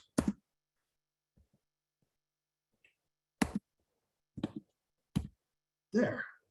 All right. So the Community Development Block Grant, DR/MIT, is Disaster Recovery and Mitigation. The grant was for $422 million. At least 70% must be spent to benefit low and moderate income individuals. So that's HUD standard of 80% of area median income adjusted for household size. We must spend at least 80% of the money in the green highlighted counties here that were designated as most impacted and distressed by HUD. We do have the flexibility to spend some money outside those counties if we were to choose to. Klamath County really jumps out as having a population that was impacted by the 2020 wildfires. And we could spend up to 20% in counties that we add. I want to highlight a difference for those of y'all who are familiar with Community Development Block Grant. In this case, the state can actually provide direct services. So I just want to make that clear up front. We think that's going to be an efficient and effective way to provide a number of programs. I just want it. I've made this presentation a couple times already this week, and I realized that folks had that in the back of mind. So I just wanted to clear that up. And as we do have a commitment to spend at least 15% of the money on mitigation. So as we thought about where we should take guiding principles, we looked at the program rules, of course, OHCS vision and mission, early feedback about what we understand would be priorities for the Housing Stability Council, also looked at the Disaster Housing Recovery Action Plan that was developed by OHCS with a tremendous amount of stakeholder input, and the Governor's Wildfire Economic Recovery Council report. The common themes that were relevant, jumped out pretty quickly. As Ryan emphasized up front, advancing racial justice and equity is absolutely central to our efforts in all of Oregon Housing and Community Services efforts, and particularly with the additional challenges of disaster and disaster recovery. We want to build back better. We want to be more resilient to future threats. And we are going to be working with the recognition that community recovery is important, individual recovery is important, and the way that one of the critical places that those two things come together is in housing.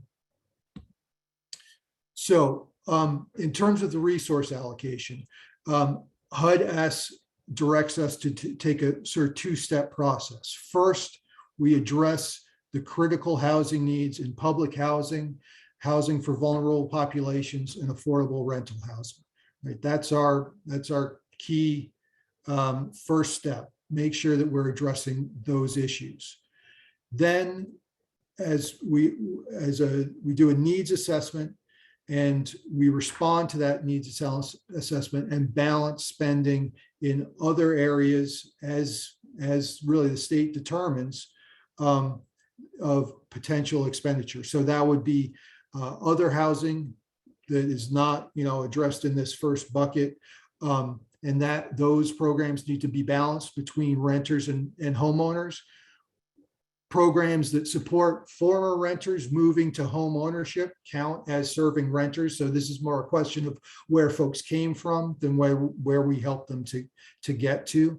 We can spend money on infrastructure, and sort of our working assumption is housing and infrastructure that directly supports housing development is where we want to start. We're going to listen to the community members and local governments and understand if they have a case that they want to make to us and to you about other spending, potentially other infrastructure. Economic revitalization is also an eligible expenditure, and what I call standalone mitigation, because we can obviously will spend money on making sure that housing produced is resilient, but we could also spend money on efforts that make our communities more resilient to disaster in general. A good case or example of that we've already heard from some county governments is they've really struggled to upgrade and maintain their communication system. So that's something that would make them more resilient to any disaster. But that's just an example of what is a possibility. As I said, our starting point is focusing on housing and infrastructure that immediately supports housing development. We are, of course, behind where we would want to be in recovery, is always the way, unfortunately. We received in the Federal Register the rules for this grant at the beginning of February. We will meet the June 8th target to submit an action plan to HUD. We have started the public engagement process. I'm going to go into a little bit more detail what happens over the next couple of months.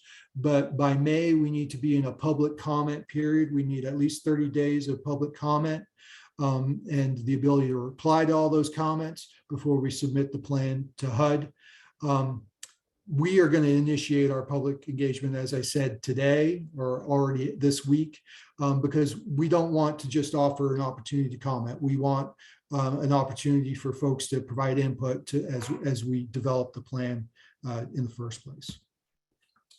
So as we look at public engagement, obviously fire survivors are at the center, and there are a lot of different aspects of fire survivors, and we want to do our outreach in a way to make sure that we are including folks in the various, in ways that we understand the different dimensions of their experience in the fire, their experience coming, but prior to the fire, and what they need to recover based on their individual situation.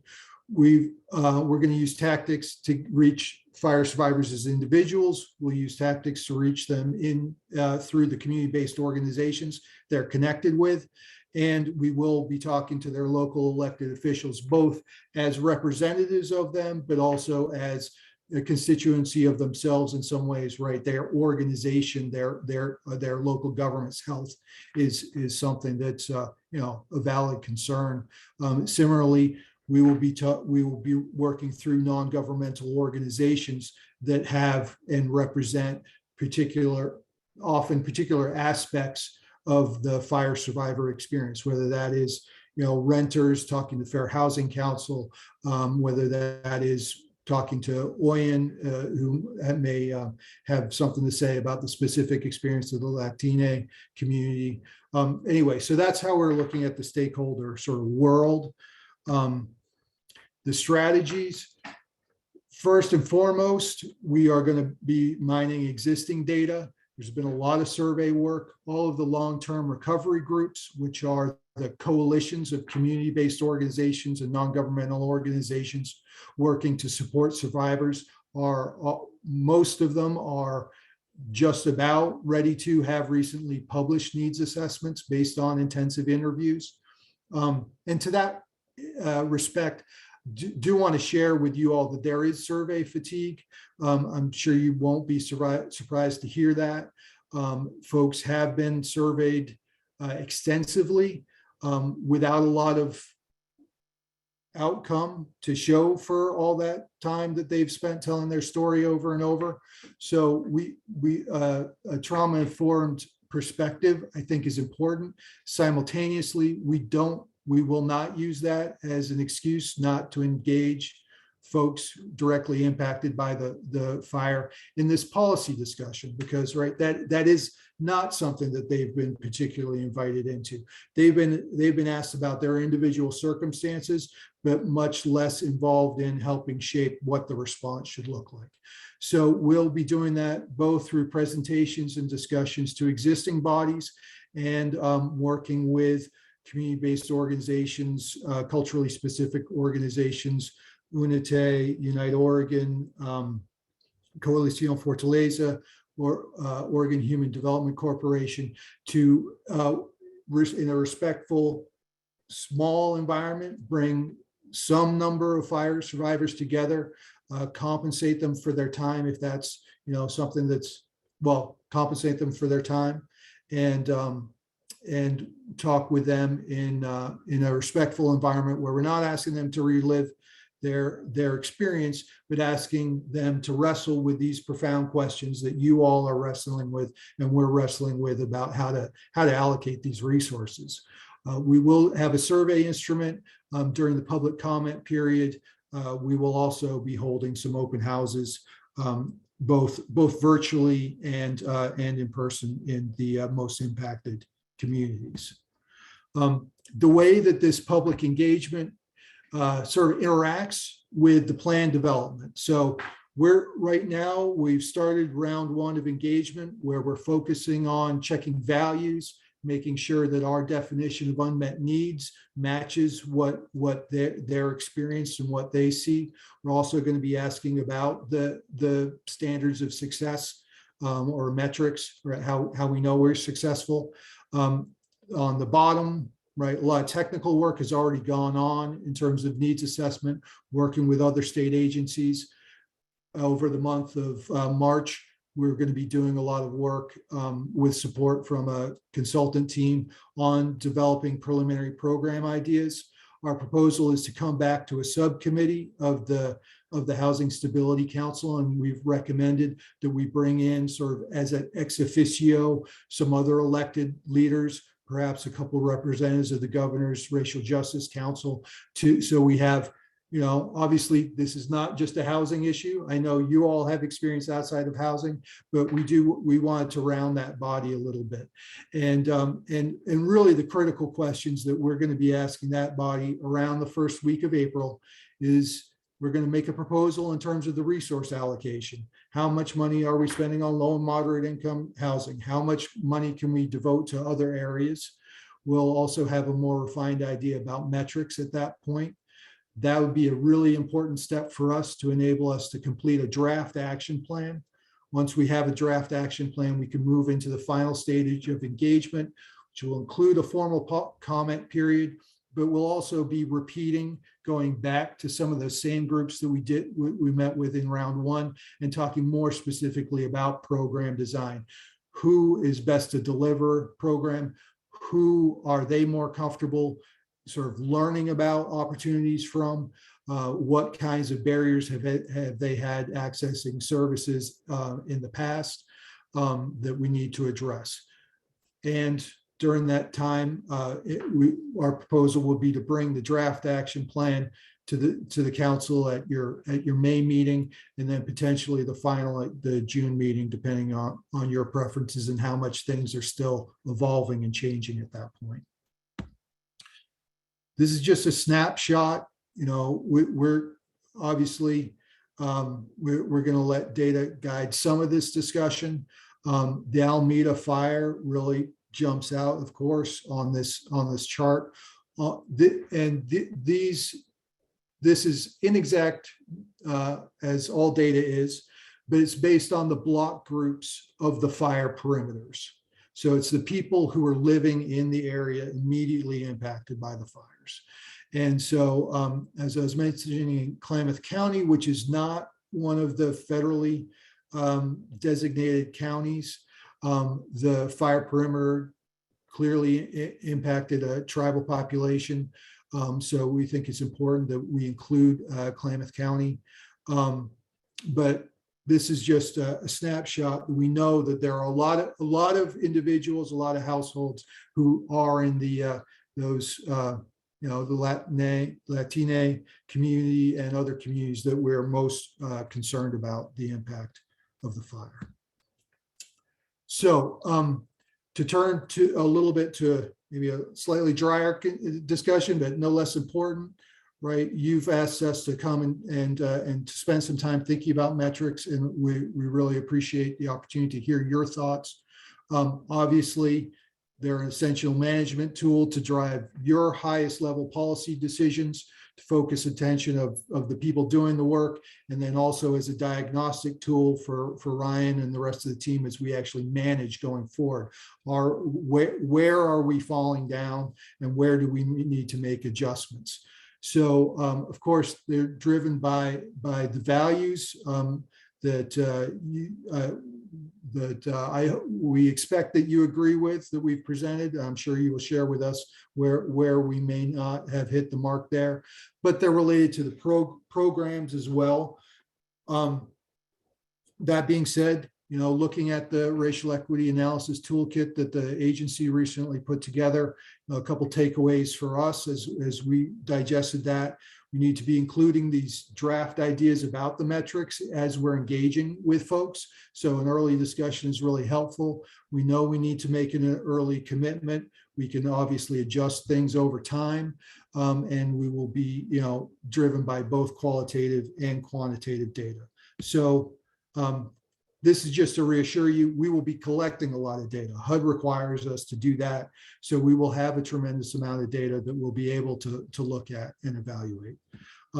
In terms of a few suggestions that we're particularly interested in your feedback on about ways we might be able to track our performance, would be looking at, you know, are we meeting and targeting to exceed who we're serving in terms of what the baseline, that potential population that we should be serving is, in terms of the Latina community, farm workers. I think elders and low-income individuals might be other categories that we might want to really check.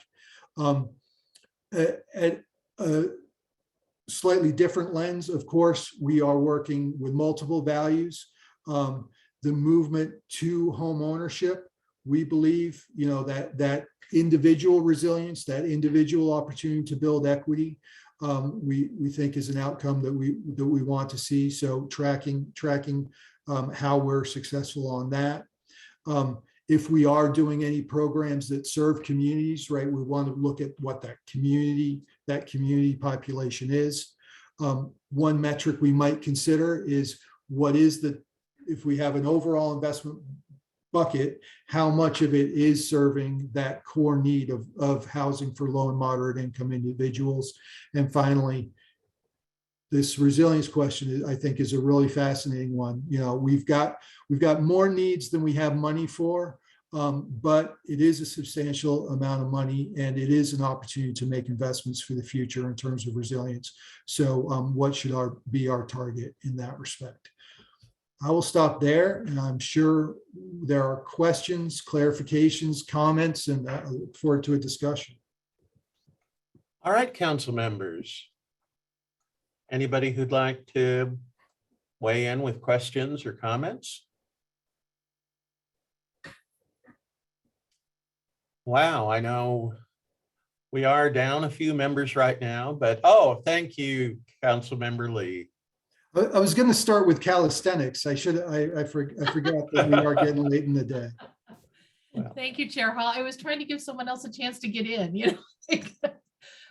So I've got a couple of comments. The first thing I want to say is thank you.